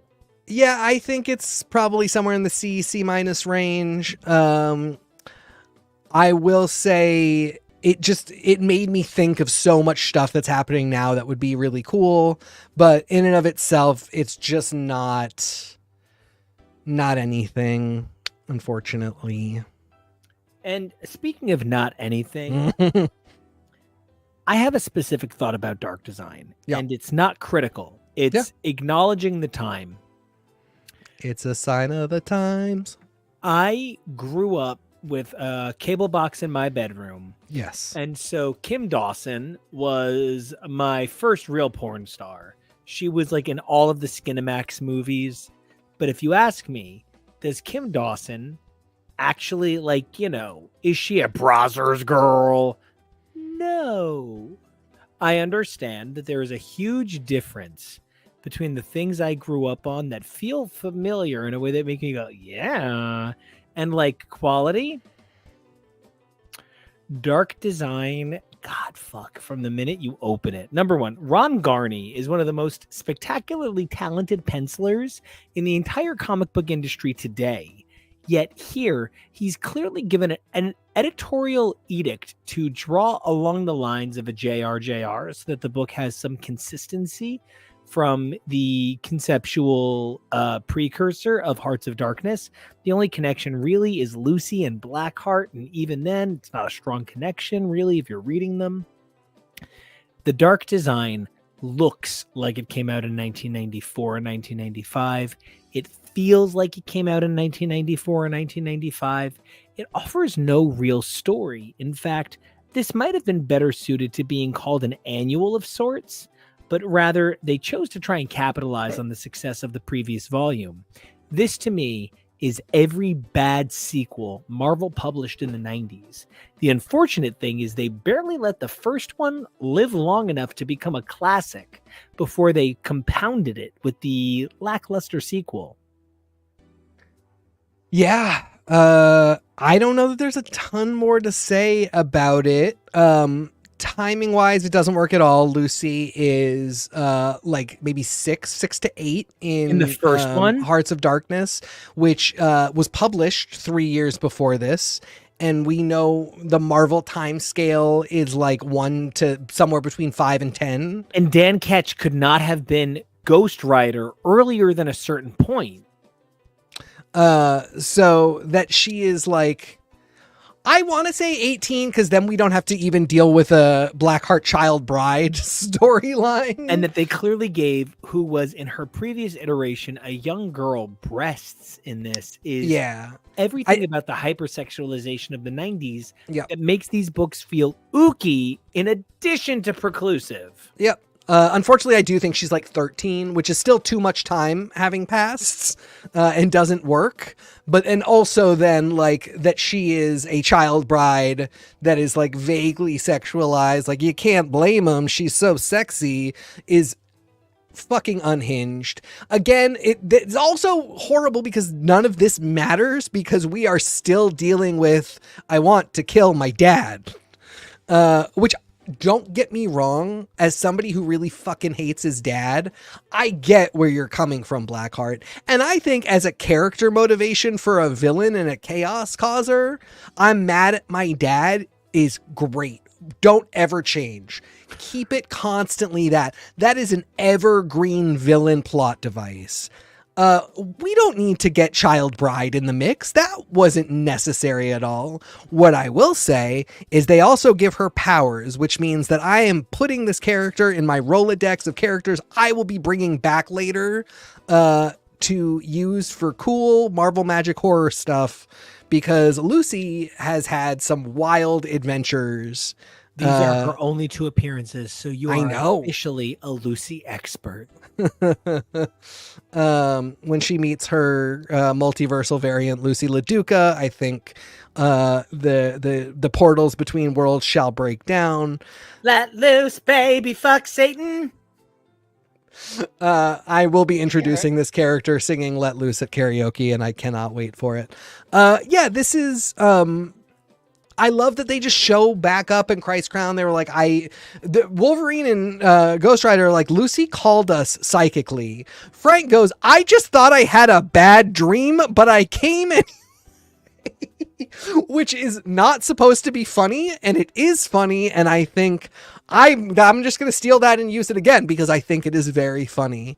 I think a character who goes, I actually did not think I was being called astrally, but I, just in case, I think that's very, very funny. What's funny is I feel like that's Ben Percy's Wolverine sometimes. Yes, 100%. That is why he shows up. Oop. Hold that thought. I will be right back. Well, while you hold that thought, I want to say for a moment that the Dark Design represents for me a D. Not because Howard Mackey lost his ability, and certainly not because of the talented Ron Garney, but one of the things that unnecessary sequels breed is an unfortunate comparison to their predecessor. Now, that can be a great benefit to a work where, like, wow, Addams Family Values released in 1993, a significant year you might be hearing about on this show in the near future. But Addams Family Values just chomps Addams Family. Very Brady sequel, kicks very Brady movie to the universe, except for the fact that RuPaul is in the original and sadly not a feature in the second. For me, the Dark Design represents a moment of critical failure on the part of Marvel editorial where you can start to see the wheels come off the machine. Now, I'm not here to say that I think that Spider-Man should be a universe, X-Men should be a universe, etc., but one of the things that winds up happening is you're asking me to make a few too many allowances for the nature of what Satan means to the entire Marvel universe. If you are asking me if it's possible that Perhaps Blackheart may have gotten the blood of an innocent child on his knife. Sure. If you're asking me if Blackheart killing his dad in this secondary forgettable special, no, this is not the book where we're all gonna go back and go, oh god, get that one CGC'd, bro. That's the book where we're gonna be like, oh, they included that in the trade so they could charge $20 for Hearts of Darkness or whatever omnibus this gets included in. It's a $20 hardcover and soft cover of Hearts of Darkness and the Dark Design, and also that Interview Marvel Age, and nothing else. No, thank you. No, thank yous. I will say both of these gave me a lot of affection for Blackheart. I am being funny, but it's one of those things where I mean it. Like, I actually think that's enough. That's enough of a motivation for a character. Yes. It's, because he is a demon, there's mythic elements of it where... Hey, bro, why do I love the orb? He's a giant eyeball, and he wears a red bicycle. He wears like a red motorcycle stuntman suit. That's it. Yep. It's fine. Yep.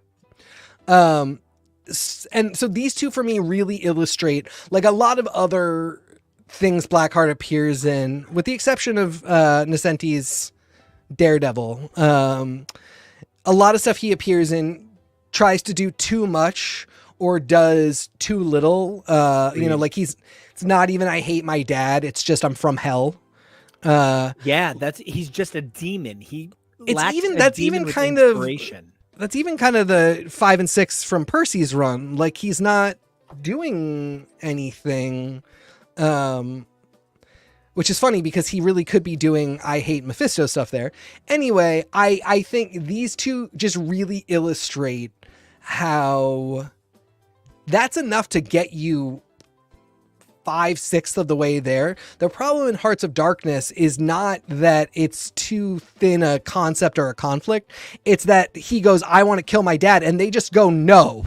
And then the book ends. The problem with Hearts of Darkness is it's sexy for all the wrong reasons, like white men can't jump. Well, yeah, there's that aspect too. I just mean from a plot perspective, like there's just no, the resolution is not, it just doesn't do anything. Second finest Woody Harrelson has ever looked. I think I agree with that. Season 4 of Will and Grace is the sexiest. No. God. Okay, you ruined God. Implausibly beautiful. Dark Design, same thing. Like you get a lot of the way there, just having him hate his dad. And that even like jumps you to the end. In the middle with the child bride is the real problem. And then again, that there's not a lot of great resolution with the heroes. Like, why are the heroes there? Yeah, there's a certain sense of, did you even read Hearts of Darkness when you wrote, like, did you reread Hearts of Darkness when you wrote the Dark Design? Right. Because I know that these were both written by Howard Mackey, but there's a certain sense of like, he completely forgot one. Before going into write the other. Dark Design involves an extended psychological like illusion sequence, whereas Hearts of Darkness is all very physical, all very real. So the stakes of Dark Design feel imaginary. Maybe that's even the question of why X-Force #1 sold 1 million copies and X-Force 34 sold like 7.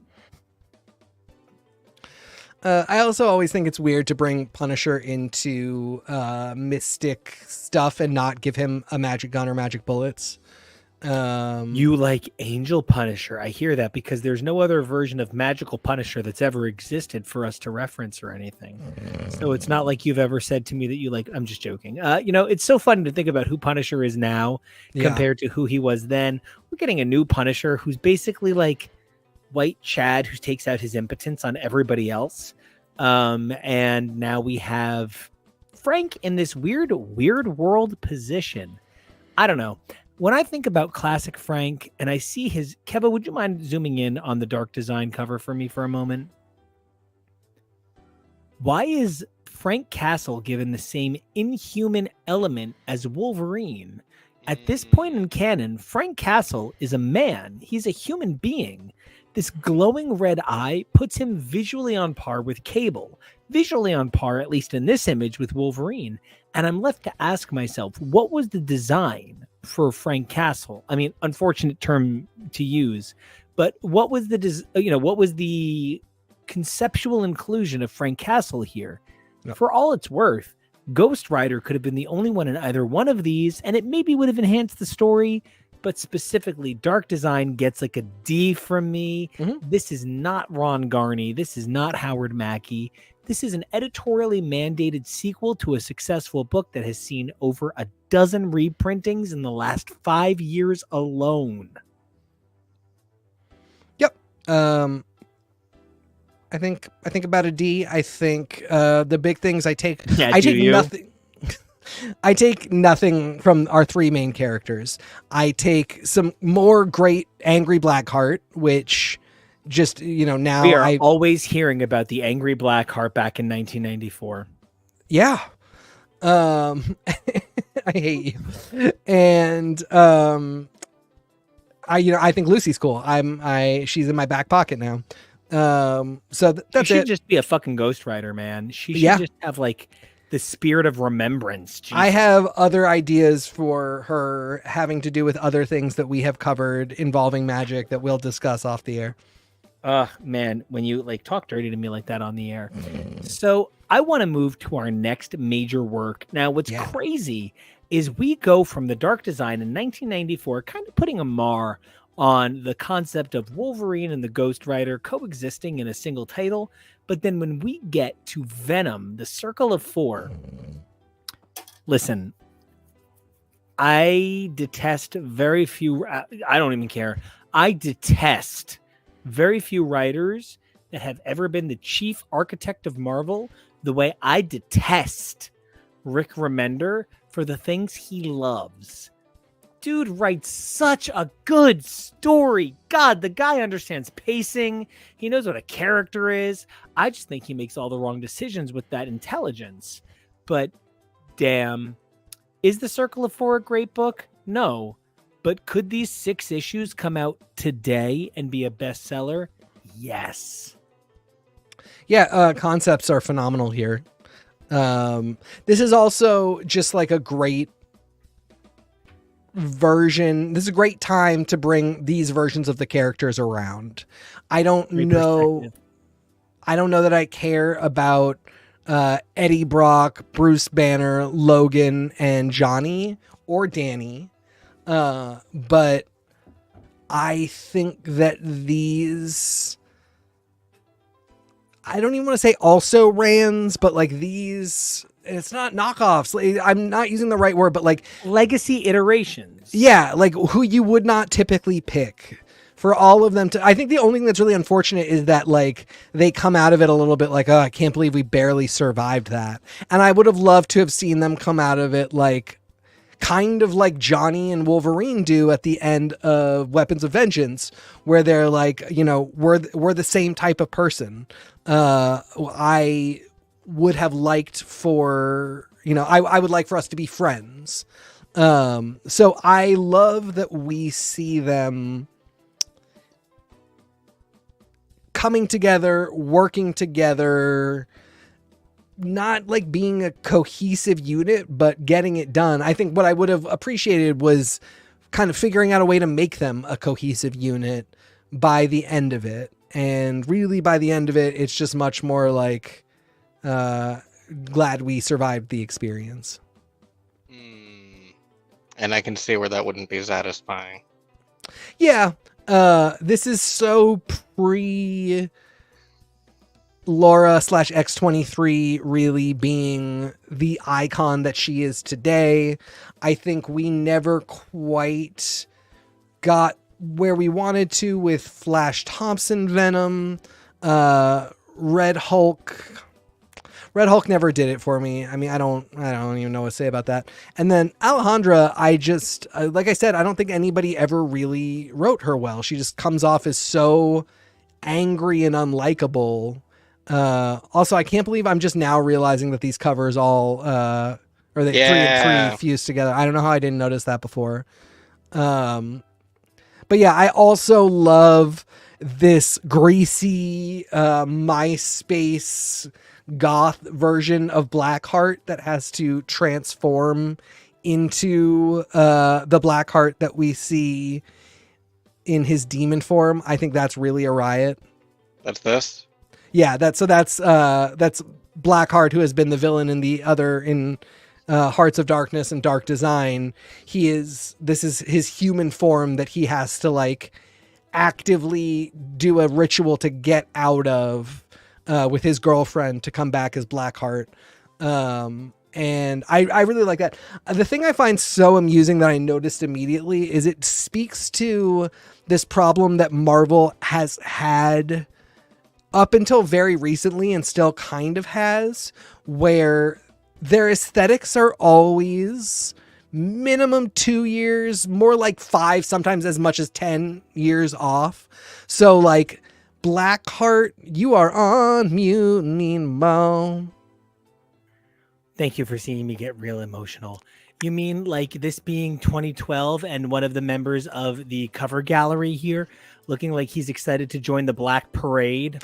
That is literally exactly it. Like, he is an MCR emo, and then the girlfriend is like a rockabilly chick who would have like, that's not even 2005. That's like 2000. That's like, 1998 in the Brian Seltzer Orchestra. Yeah, like she's not even like, even if you wanted to be like, she's a Dita Von Teese type, we're past that too at this point. And it's the same way, you know, the example that I was always like, if you're going to keep analyzing comics, you need to come to terms with this, was Mayday. It's 1998, and she looks like, you know, a 92 TLC era. Ain't too proud to beg. Yeah, like she looks like she's about to turn to the camera and say, that's what makes it hip hop.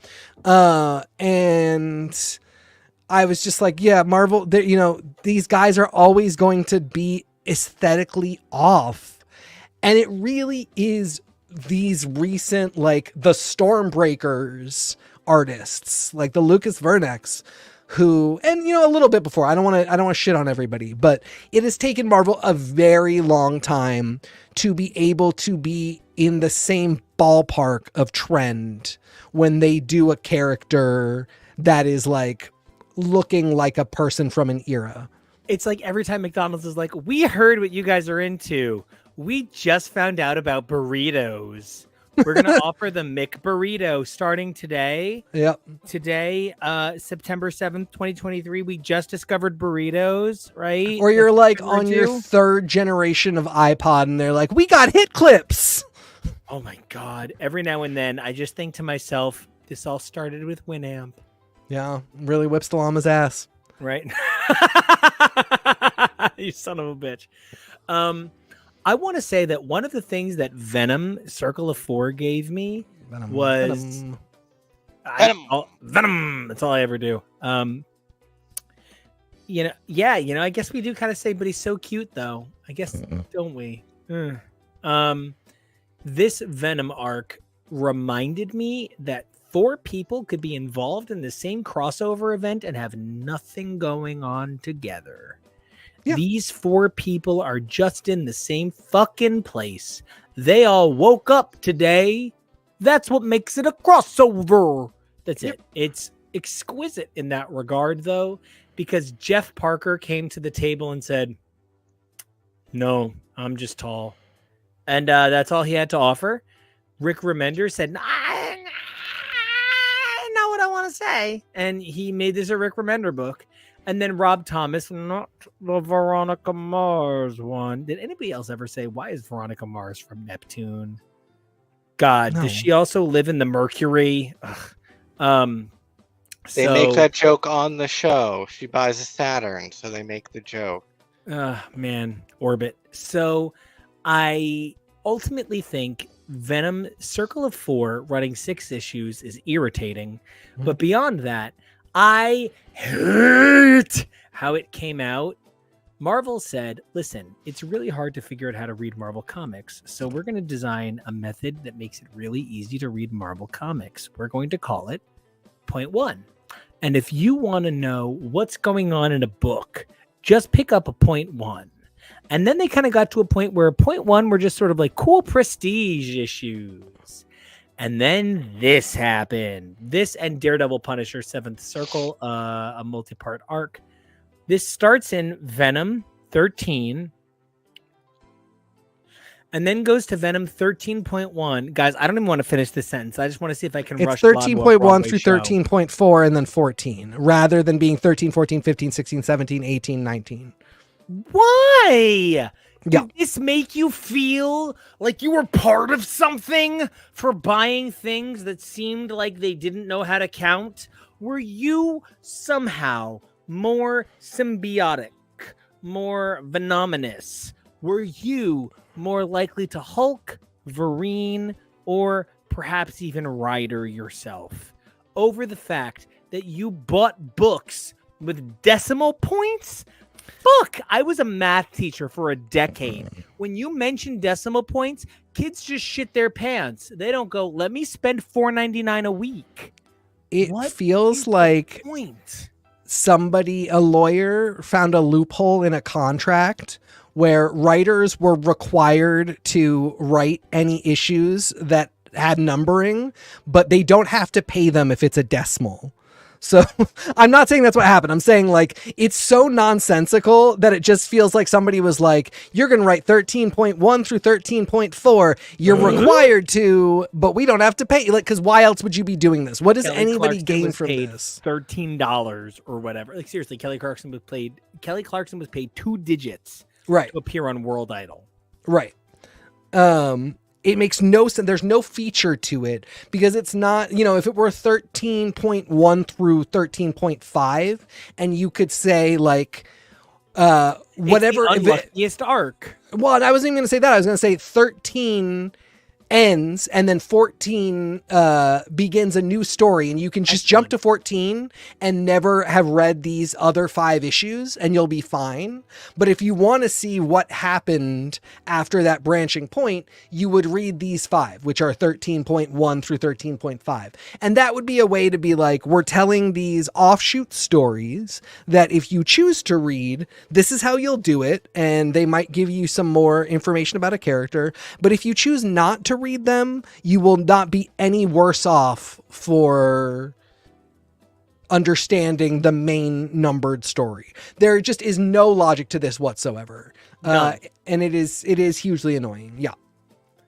Though I think the thing that bothers me the most is not just that, like, you know what? It's tough because if you ask me, do I think Harry Styles is talented? Yeah, Harry's House is not a bad record. It's a B+. It's not album of the year, but it's a decent record. Is Rick Remender a good writer? Yeah, he's a Venom Circle of 4 writer. He's not an Axis writer. He's not an Uncanny X-Force writer. He's not the guy that represents everything going on in the Marvel Universe, just like, saying Harry Styles is talented, but he doesn't represent the best album of the year. Venom Circle of 4 is perhaps the best piece of Rick Remender that exists at the Marvel Universe. TBH, if you want to read Rick Remender and know why Marvel gave him all the money in the world, just go out and buy Fear Agent and stop buying his Marvel books, which are kind of trash. I have to give this an A. This is my best reviewed piece of the episode. The clunks are D's. But the idea that these 4 people would get tricked into having to make a deal with Mephisto? Yeah, that's the Marvel Universe, bro. That's responsibility. You don't play with gods, devils, angels, life, and death without this sort of cost. Do I wish I'd had the opportunity to write this better? No. I'm really eager to be the person to write all 4 of these characters having to come due on that Mephisto deal. But this is an A for me, and I resent it. I don't think it's an A for me. Well, then you're fired. I'm kidding. I still think Weapons of Vengeance is better. This is not significantly worse. And this is definitely better than the other pre-Weapons of Vengeance things. It just that dated look to Blackheart and his girlfriend right off the bat says something to me where it's like, we are still just a few years away from Marvel not being so eye-rollingly, let's employ a 55-year-old white man to tell us what teens sound like. Well, and to compare it to something that, if you're enjoying our comic book coverage, you should definitely check out all of our awesome TV coverage, including TV's Drag Race. Because if you want to know who I think that kind of is a really great echo of, Aquaria. You find me one winner who regularly did boy drag before Aquaria. You find me one set of creators who said, shut the fuck up, look at TikTok, stop looking at Facebook, before, the RB Silvas, the Marta Gracias. Like, find me those creators before that change point of Aquaria saying, look, it's okay to be a boy, and then, play you like a sad song. Sorry. I think Alejandra is just unfortunately so unlikable, to the point of like they had to know she was canceled by this point. Yeah, and it just feels like, Remender maybe was like, okay, so I'm going to use Johnny Blaze, and they said no. So he said, okay, well then I'll use Danny Ketch, and they said no. So he said, okay, well then I'll use Kushala, and they said no. And he was like, fine, I guess I have to use this one.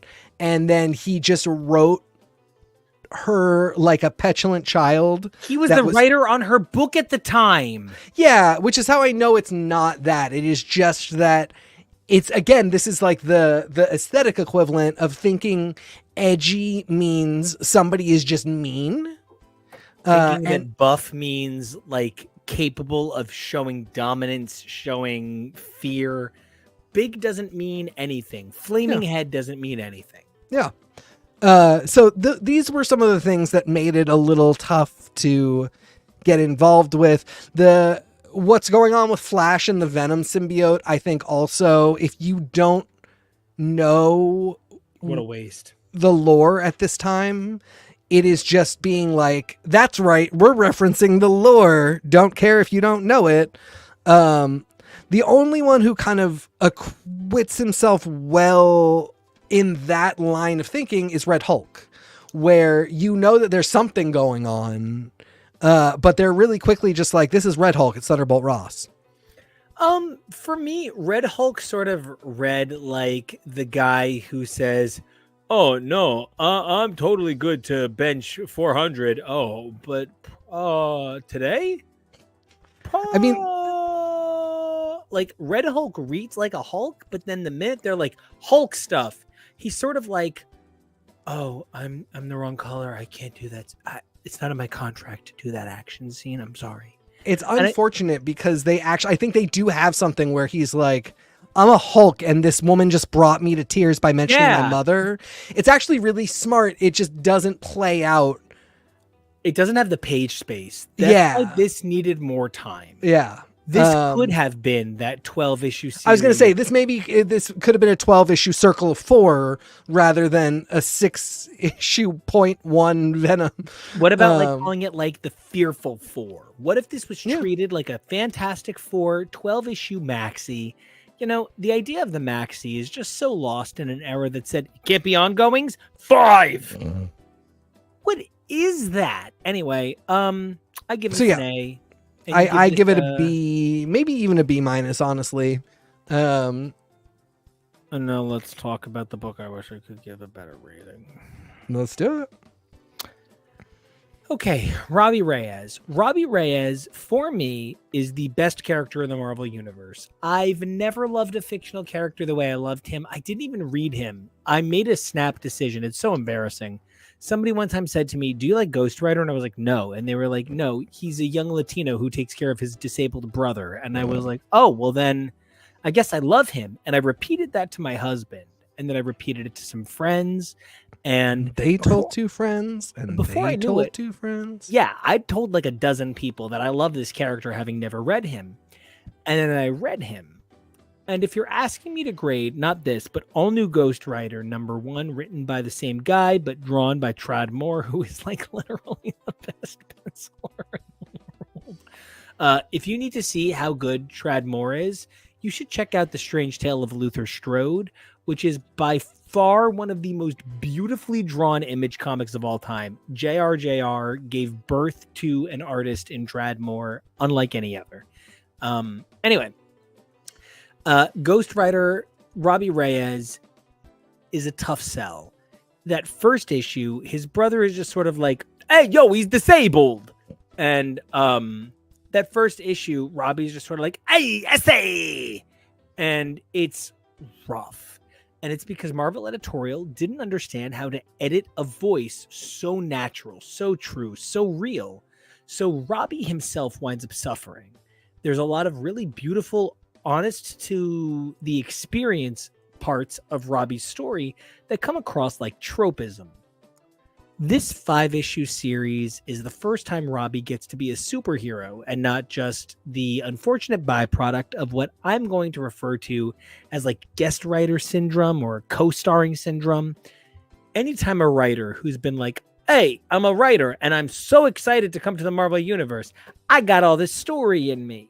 It always features huge amounts of recognizable elements of the Marvel Universe, as though to say, hey, I might not have another opportunity to write in this universe, so I want to touch all of the things I want to touch, like perhaps Coulson and May, and a reference to the new Fantastic Four showing up in the pages of Robbie Reyes' Ghost Rider, which should have been a celebration of Robbie Reyes, but I counted, and Amadeus Cho has more pages in the first 2 issues. Which I could even forgive because Amadeus Cho is the greatest version of the Hulk to ever be alive. Yes. Robbie gets more. No, I do agree. I think he's fantastic. He's incredible. Yeah. Robbie gets more character development, and we are clearly in Robbie's book. And there is so much Gabe. Gabe gets sidelined as the forgotten. Like, it's almost like when you say Wolverine goes, and I got that past, you know. And everybody goes, oh, right. Rubs your shoulder. The past. Yeah. But like, it's sort of like when a Robbie Reyes book happens, everybody's like, oh, your inexplicably handicapped brother. Oh, it sounds hard for you. Instead of being like, your brother, a legitimate human being with disabilities who we've seen have dates, relationships, desires, wants, passions. He plays a secondary role to Robbie. It's really unfortunate as a person with an invisible disability. It really affects me that the Latino character that I see myself in the most, Robbie Reyes, is touched by disability. I just wish it wasn't like, he's touched by disability. And that it wasn't so like, your brother, this burden that you put up with so gracefully. What a hero. And yeah. What a hero. What a hero. And like the brother gets yelled at and cries, which I just hated. You know, this is somebody who oftentimes the book is like, they live amongst serious gang violence. You think this kid is crying because a dude at a car shop yelled at him? And maybe he is, but then you need to show this kid also show strength and resilience in the face of that, not just the weakness and the moment of magic. I mean, there's a thing where like some people, when they get angry, they cry. And when I get angry, I laugh, and people are always like, stop laughing. And I'm like, if I stop laughing, it's punch you to death. Yeah. I'm not dissimilar. And you know, just like this is not a kid who's scared.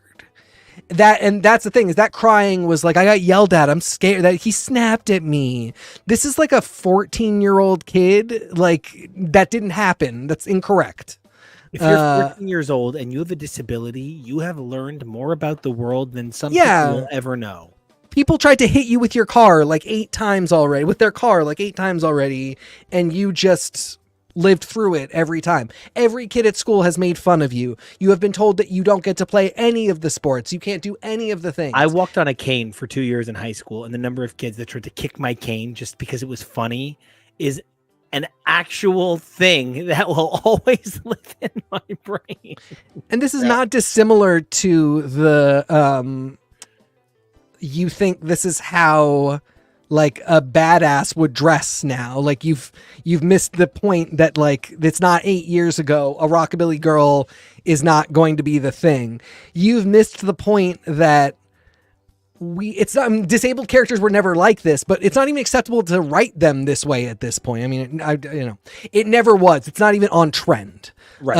At this point, we already know if you want to write a disabled character, you talk about how their disability makes their life different than yours. You don't talk about how they're so vulnerable. It's so hard to be disabled. No, guys, I'm telling you, when I was the strongest kid in the waiting room and, whatever medical ward I was in, and I was the healthiest, strongest kid, I was the weakest emotionally because the kids who had it harder were so much stronger. And this idea that every kid with a physical disability is always just waiting to cry, damn, you don't know what a cancer ward is like. And like Robbie is kind of an emotional dude that doesn't want to be a Ghost Rider. Truly, he's not he's not Logan and Johnny levels of like, I've seen it all. His thing is like, I'm not even supposed to be here today. And so I think the much more interesting relationship is Robbie is older, a provider, and does have to physically take care of his brother and make sure that he is provided for. Gabe is stronger. Gabe has already in 14 years been to hell. And it's Gabe wakes up in hell every fucking morning. And it's very different than the hell that Robbie is experiencing. And this is why they're great brothers. And this should be the story. And we just sort of miss it here. That said, what we do get is a Fantastic Four that really could work.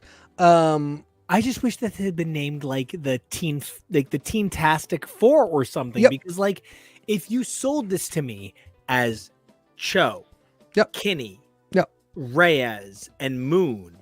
That 4 names. That's my book. I know Amadeus is already associated with the Champions. I think that's great. Like there's a weird thing where like Laura, by dint of Teen Cyclops, has an in with the Champions. I don't know. This could all really work. I also think like, if they're all 20 to 24, and it's like, it's not the teen-tastics, it's like the college age tastic for, just like, because we can do adult books and we can do teen books. And have them go to Shield University, a floating helicarrier that shows interest in super kids, maybe even possibly trying to reform some super vigilantes. God, dude, I just wish you were in charge of the Marvel Universe. I say it all the time. You're a great writer. The words you say are beautiful, but your vision for character future, your editorship is what I'm hoping that Marvel will understand is the future of this stuff. Not so much people saying, these are the words I want to write, because for some reason Dr. Teeth is every writer at the Marvel Universe, but rather somebody who says, I want a shepherd. I just want to see these characters come to their most beautiful fruition. And that is what I want. That's what I really love. And I think what you see here is a really good start to something, but it also is its immediate end. Looking at this, I'm heartbroken that Laura never helped the All-Rider deal with what went on in Aaron's Avengers. I'm heartbroken that Amadeus never showed up because the way they used Jen was terrible. And I actually think Jen and Amadeus also could have been an interesting thing. Well, also, let me just challenge that kind of goes back to that whole thing I was saying, where the Marvel Universe needs to take all of its characters and say, because this is actually kind of hard to say. For me, as a Cuban man, as a queer man, as honestly, as a guy who sort of sees himself as maybe separate from people who don't believe in science above religion, I see myself as like unable to connect with people of certain groups, right? I think Amadeus Cho is more an X-Man than he is anything else. An X-Man is a sense of the familial bond you feel. It's a sense of the responsibility to the betterment of the universe in spite of being hated. Hulks are mutants. They just happen to be mutants who were triggered into mutancy, but Hulks are treated like monsters. Amadeus Cho, as a member of the same New Mutants that has room for the queen of our everything, Kamala Khan, is exactly what I'm here for. That is my future of the Marvel Universe. Amadeus Cho could be an X-Man, and every single one of us would be better for it. Yeah, I could absolutely see him alongside the X-Men, inhabiting a role like the Juggernaut does. Or like a Beast does when he's not off being a supervillain. Right. But, you know, at the end of the day, this sets up a really great quad. Doesn't write them very well. Doesn't put them in the middle of a great plot. And draws them really weirdly. You know, the art inconsistencies here is something that I actually feel like the Marvel Universe works much harder to avoid these days. Yes. Part of the nature of the Marvel Universe desire to have an overwhelming number of visualizations is then if you Google, you're going to find some version of the character you love, whether it's by Sana Tanaka or it's by JRJR to reference Mephisto. The nature of having more people drawing a book means that more people's art is then findable. This is nothing that early artistry in the Marvel Universe ever considered. So early Marvel artistry focused more on the consistency of voice. You had people like Dan Green coming in and doing beautiful fill-in issues, but always had that tonality of fill-in. I think when you look at Venom and you see that breadth of artistry, you see Marvel attempting to hit 1 million fans. When you look at Ghost Rider, this 5-issue series, which, by the way, 6 was canceled after being created. So that's just never seen the light of day. What a bummer. They do that to Ghost Rider way too much. But the other ones have seen release because they were 20 years ago, and that meant them, that meant they were cool for legacy. That meant that they were available. That meant that these issues were acceptable to the idea of the past, as opposed to like 2 years ago. Well, those are just garbage. We canceled those. But if we canceled it 20 years ago, maybe we've thought better of it. I don't know. I think that is necessarily the relationship with Ghost Rider, because one of the things about Ghost Rider is it's always edgy. It's always hardcore. And if edgy changes every 2 years, how do you log edgy 2 years in advance? I would love to know how many plots Ben Percy has submitted for this Ghost Rider series, whether it continues on in the same numbering or it gets a new number 1, because there's going to reach a point where, like, if his Wolverine had gone on the trajectory it was originally meant for pre-pandemic with the original Hoxpox vision, we should be on like Wolverine 55 by now. Was this the plot for Wolverine 36? Or was this the plot for Wolverine 55? How many issues of Ghost Rider did we lose? When I think about this run, this does feel like the next 5 issues of that original all-new Ghost Rider series, but it feels like they were told, write in some characters that'll sell a book. Nobody reads about a Latino boy possessed by his weird, perverted uncle driving a car. So find something we can sell. And he said, a Wolverine, a Spider-Man, a Hulk, and also the first interpretation of Robbie Reyes that really connects with me. I give this, I shared my experience about Robbie Reyes earlier. That first whole 12 issues, I give a D at best. Robbie Reyes, I always give an A, but that series, a D. This series, I comfortably give it a B-. And I know that sounds maybe a little detrimental, but if you consider a C to represent average, I say this is a little bit above average and gave birth to Marvel Voices and the Marvel Legacy line that birthed Robbie Reyes, the Avenger, who would go on to be an A+ character. TK, this is the 5 issues that make that possible for Jason Aaron. I've asked you to read more Jason Aaron than anyone in the entire Marvel universe. How does it feel reading the 5 issues that indicated the future that Jason Aaron predicted for this character who has gone on to be multiversally powerful? I think on the positive, generous side, it is clear. It's clear that this team sees something in Robbie. They see a hero. I don't feel I see the seeds here of what Aaron is going to do. I don't know. What if I rephrase it as, this is the first time you see Ghost Rider as a teammate to people of bigger stature, although not necessarily bigger power than him? I do like that. Yep. For that, that's some serious B+ vibes, A- vibes. Yeah, man. There's times I'm just like, Jason Aaron might be the greatest mathematics, history, writing professor if you could fuse it into one big fusion. Yeah. Yeah. I mean, it's comics, infrastructure planning. Man, that's the class we should be teaching at NYU. Yes, right? Really and truly, send everybody to the medical center. There is what is an already established idea that is paid homage to, which is that Robbie is a big brother and a hero. We love that. That idea gets fucked with in that Gabe is sort of treated like a wounded baby bird. We don't love that. There is Robbie plays well against others. We love that. There is, this book does not put Robbie and the team into the best situation to maximize how fun it should be that these guys are all together. We don't like that situation in the entire world.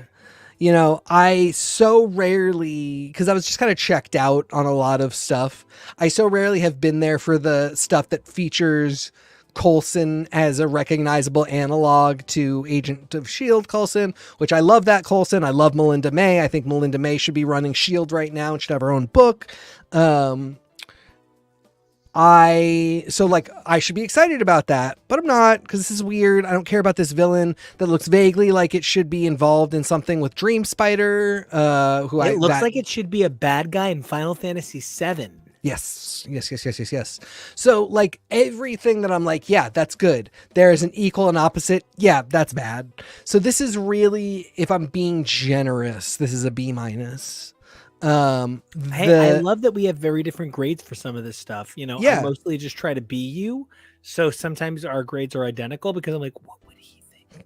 But, it is cool when our unique experiences that have influenced us lead us to giving these things different grades. So please don't ever be like, oh no, I'm going to be butthurt. No, I never think that. I never worry about that.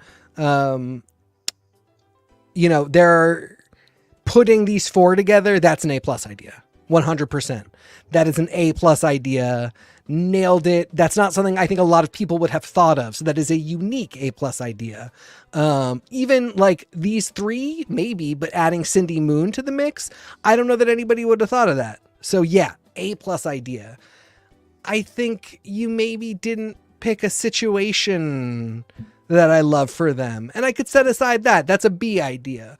But the pacing of how we get to that B idea drags the story way down so that it's not as good, that they're kind of like, oh, Robbie Reyes, nice to meet you. We're going to get as far away from you as possible now for no real reason. Like, no, not even like a good comic booky reason. Like, the comic booky thing to do would have been to keep them together so that they were, you know, participating in each other's stories. And but you could have team up issues, and you could make a title, and it would only last 6 issues, but you could have it written by Chip Zdarsky with covers by the Dodsons. Yeah, completely.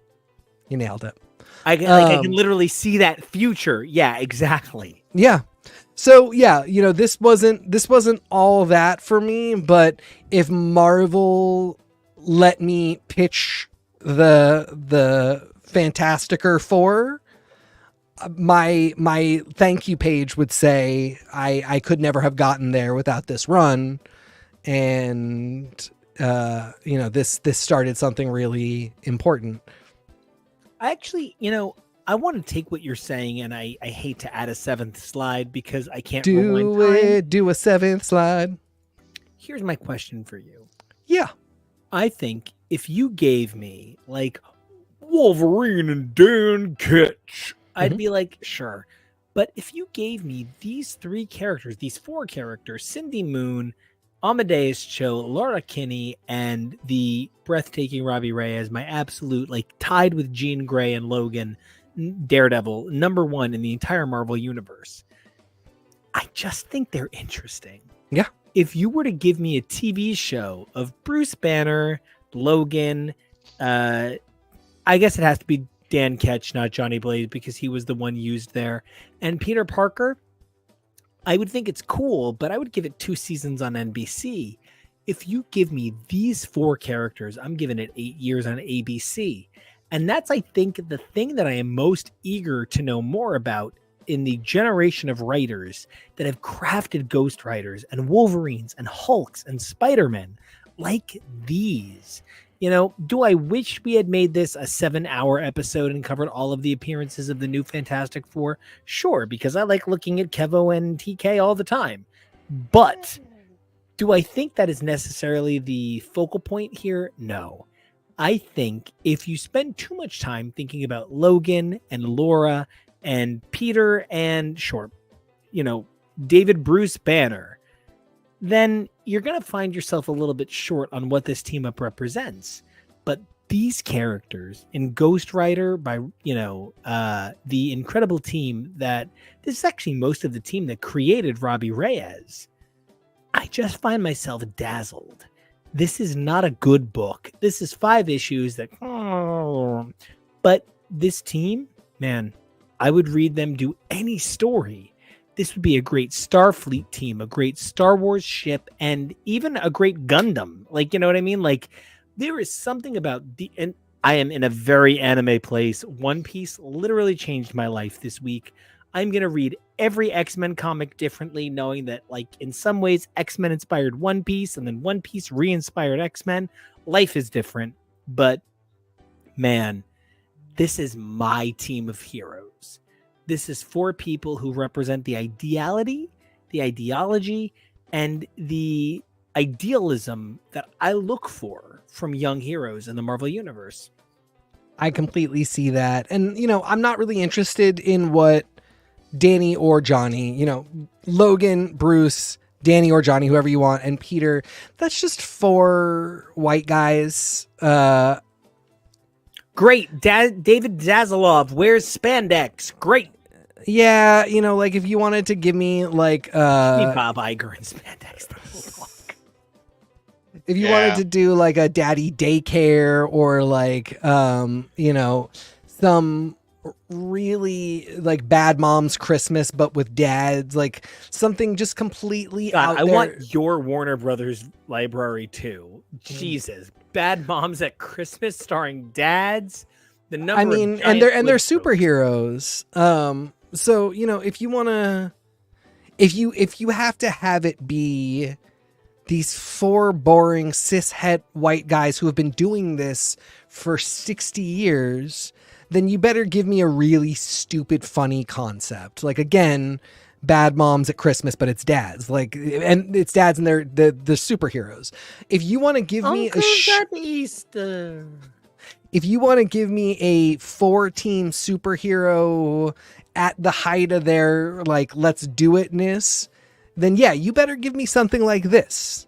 You better give me, people of color, a balance of men and women. Plausibly, not everybody is heterosexual. Unfortunately, everybody's going to be pretty standard gender identities, but whatever. I mean, that doesn't even have to be the case, frankly. It just, it will be. This is the foremost bisexual characters you can put in a single book without any of them being canonically bisexual. Yeah, if you just said it for any of them, you would be all set. I also think any of these characters, if you said they were, at most like boat rocking, if you said they felt gender non-conforming, Laura is somebody who I could see completely still having been born female, often presenting as female, but saying that she prefers not to use female pronouns. They prefer they pronouns. That's something I could absolutely see for Laura. She's of the age, she's of the life. Well, and they includes both. I can see somebody like Amadeus Cho saying, I wish there was a genderless pronoun that didn't include both. I'm a Hulk. Right. I'm a monster.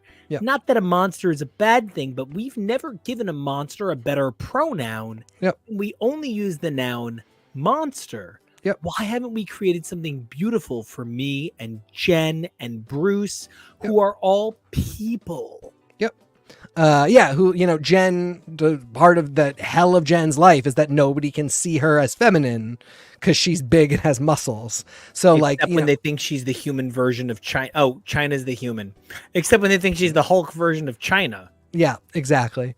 I think that's a great way, and that's a way that this fictional show that we're making up that I want to watch is them having these conversations. I just don't see it ever happening with the original Spider-Man, Hulk, Ghost Rider, and Wolverine. That's okay. I know that that's how it is. Marvel's a company, we're just never going to do it with them, but okay, that's fine. You've given me 4 that we can do it with. And this is the compromise that fans have to make. You are really likely not getting a trans Wolverine canonically, a trans Logan. I know some of us really see that, and like the idea of this hot, hairy man who was assigned female at birth is like totally plausible and real. It works with so much of like superhero. Just take a picture of Fortune Feimster and take a picture of Logan and overlap them and tell me. Yeah. We all know we're never getting that. And we all got to suck that up and deal with it. But we could have a Laura who is gender non-conforming, who maybe is trans. And so we've got to meet in the middle with this stuff. We've got to see where the opportunities are to allow for these conversations to happen, and then accept that it's not always going to be the most important characters, because in a capitalist society, people are not going to always let go of that stuff. That's okay. I would love to see those types of stories with these 4 characters. I think they would be so cool, and I would watch them in an adult oriented animated show. I would see it as an ongoing. I see a lot there. And let me just take that a step further, not to add already more to the 2 minutes and 30 seconds we're over, but I think that's even part of what I hope for from a future Marvel universe. Yeah. I don't want you to take away the safe grounding that so many people find who they are in it. Look, I cut my teeth on vanilla, but eventually you discover chocolate chip cookie dough and you're like, ding, or mint chocolate chip or rocky road, whatever your interpretation of that happiness is. I, as the queer poly dom whatever, I want Marvel to keep publishing the most vanilla stories in the world, because my dad is so fucking vanilla. My dad thinks Tahitian vanilla is exotic. And so when he reads the Marvel Universe, he wants it to look like Walt Simonson, and he wants it to read like Walt Simonson. I want those stories to continue, but TK, what you've said is a radical departure from that. I just want them both to exist. Yeah. And the reality is, you could have that both. Yep. You could tell me that the Ultimate Universe exists within the confines of the 616. Now, I don't think 1606 and 616 can coexist, but something that radically, tonally departurative could exist in that same world. So, for me, this conversation only reminded me why I dream of the day Marvel gives me a Wolverine or Ghost Rider title. I hold these characters in the same regard I hold Daredevil, in the same regard I hold the Phoenix, in the same regard that, I hold, as I've said repeatedly this episode, Robbie Reyes as a real man, not just the Ghost Rider. But the big thing comes from Marvel saying, look, Ben Percy did the safe version of what we need in Weapons of Vengeance, but the next step is going to be the unsafe version. Chris Claremont gave us the safe version of E is for Extinction in the No More Mutants, evolutionary war, sort of high evolutionary, turned off all mutancy story.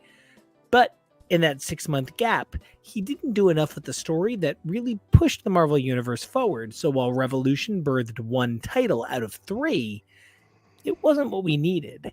I think the Marvel Universe has sat with its gears spinning, seeing things like Spider-Verse, seeing things like the Hoxpox era, and seeing things like even the great rise of Jason Aaron's high-selling Avengers, even if it wasn't a critical darling. And they have to say, okay, it's a different Marvel Universe. I only hope that we get to enjoy, experience, and frankly, as a writer with a GLAAD award, and being the incredible co-writer of these two beautiful, brilliant men, I only hope that it's writers like us who get the opportunity to reshape the Marvel Universe so that the brilliant work that creates characters like Laura and Robbie Reyes and Kushala and even Dan Ketch from Johnny Blaze gets to be continued. Bill Clinton once said in 1992 on MTV, "I do not want to be the man who is president the day that this generation does worse than their forefathers." And that's what I want from the Marvel Universe. And he wasn't. George W. Bush was. Well, but very accurate. I am also the Dixie Chicks, and I am also done playing nice. The Chicks! Oh, truth. Yeah. I keep doing that. Man, I honestly, I get why they got rid of it, but I liked I think it's subversive. Anyway. Well, you know what? I think that means the Tori Amos song is just called.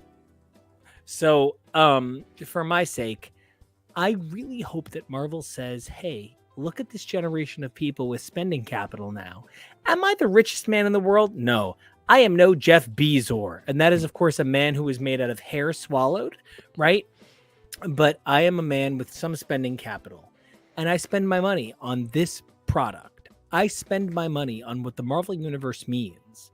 I just hope they see that my world includes characters like Robbie Reyes, Laura Kinney, Amadeus Cho, and Cindy Moon, as much as it includes incredible characters like Logan and Johnny Blaze, who made this crossover my second favorite thing we read tonight. TK, I always thought I was going to be a Punisher boy, right? Not because Punisher's hot, but because I kind of want to torture him for every horrible thing he's done with nipple clamps. So I never thought that I was going to be a Ghost Rider guy. The way I was like, hey, we want to read some Ghost Rider, and you're like, this is my universe. Get everything else out of the way, was really amazing. And I want to know what this episode meant to you as not just a reader of Ghost Rider, but somebody who gave that franchise new life to me, someone who had read 100+ issues before I even ever met you. Well, one big thing that this has been is I was a Ghost Rider person because I was a Kushala person because of you. That's the thing that you asked us to read. We did an issue, and the big basis for that issue was the Ghost Rider Infinity comic about Kushala. something else came out. I can't even remember anymore, but it was around that, and that was where I think it was the Kushala Infinity comic plus the Dan Catch one shot. Which Dan Catch one shot? Oh no, the Johnny Blaze one shot. It was like a Kushala one shot, a Johnny Blaze one shot, and a 4-part Kushala Infinity. It's the Kushala Infinity comic, and then it's the Johnny Blaze, and Kushala shows up, and they meet at the cafe that Taboo. And so that's why we did it, and I was like, this is what it's about. Like this Kushala is what being a Ghost Rider is all about. You're talking about a spirit of vengeance and somebody who's wrestling with that stuff. So I was really a Kushala person. And then I started to see how Ghost Riders can be something more than flaming skulls on a motorcycle in 1991. And I'm a huge, not horror movie person. I'm a huge horror person when it is not Human Centipede or Saw or, Martyrs or Begotten.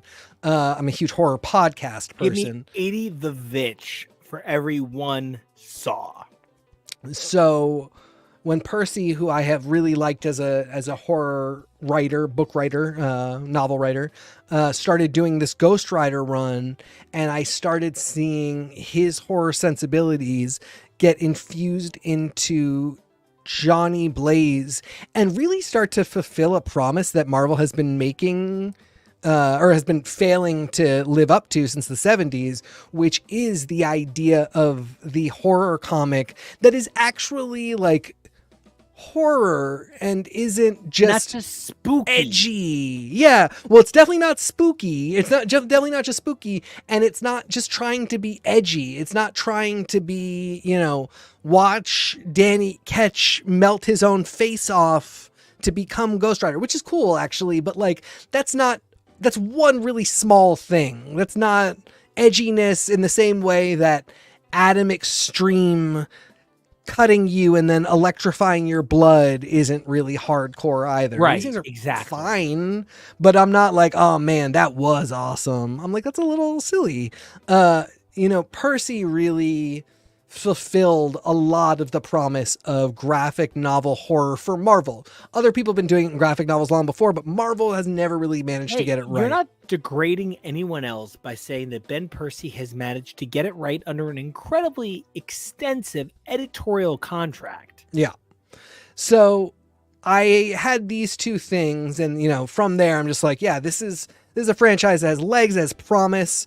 I get into the Aaron Avengers run, which gives us another Ghost Rider and kind of a whole other element to the whole thing. And I'm just pulling together these little pieces that make up my stained glass patchwork idea of the Ghost Rider. And this is the first time that I've really stood back and looked at that stained glass for the first time and really sort of said, like, what am I actually looking at here?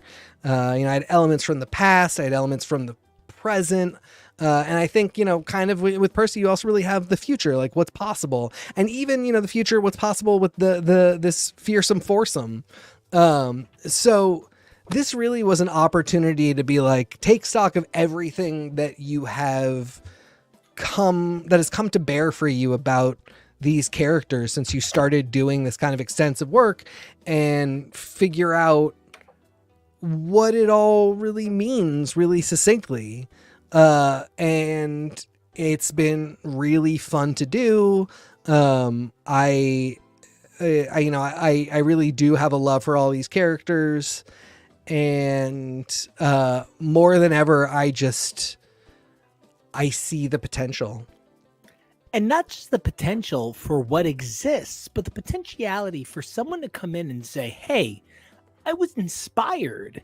Mm-hmm. Like, I think one of the hardest parts is that Kushala has only been written by like 4 people at this point.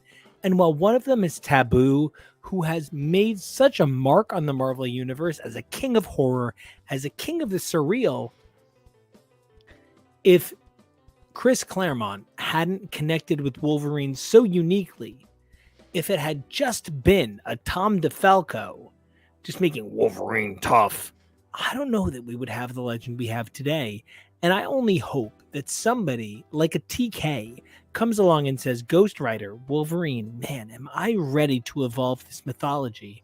Kevo, you have hung in for 2 hours, 28 minutes, and 36 seconds. And that is like a lot of time. Rent would write a song about it. So what is your big takeaway from Wolverine, Ghost Rider, this whole vengeance spirits, kill all the people thing? They are very angry boys. Man, and you know something about loving angry boys. So I think if even Kevo can find if even Kevo can find room in his heart for these characters, I think then everybody can find heart, as I just tried to say, for these characters. You know, Kevo, until you find yourself the biggest vengeance demon ever, I think your vengeance demon is Anya from Buffy. And our next episode is going to be taking a glorious look at 1993, one of the most influential years on pop culture. 30 years ago. So it seems. Yeah, right? 30 years ago now, thanks to your suggestion. Until we come back to take a look at 1993, what's your big takeaway from today?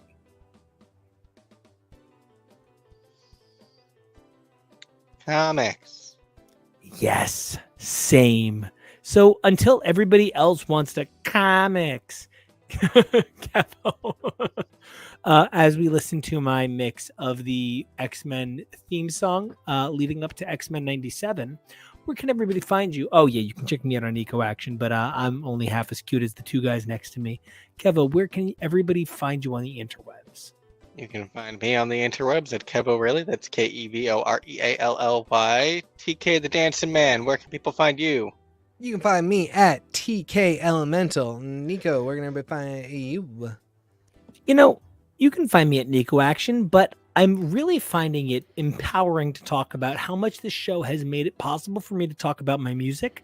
I'm so grateful to these two men, my two incredible partners who love me and support me and tell me that I am worth it for pushing my music out there. So you're going to be able to find all of my music all over YouTube, all over SoundCloud, but for the interim, you can check me out at Nico J. Vasillo on SoundCloud. Oh, and Nico Action. Don't worry. You can find my name via Nico Action, so you'll find me, right? But until we come back to investigate 1993, which really, guys, you have no idea how influential 1983 was on pop culture. And it turns out everything happened in 1993. And nothing has happened since. It's just like 1993 and then Avengers Endgame and nothing else. Nothing else.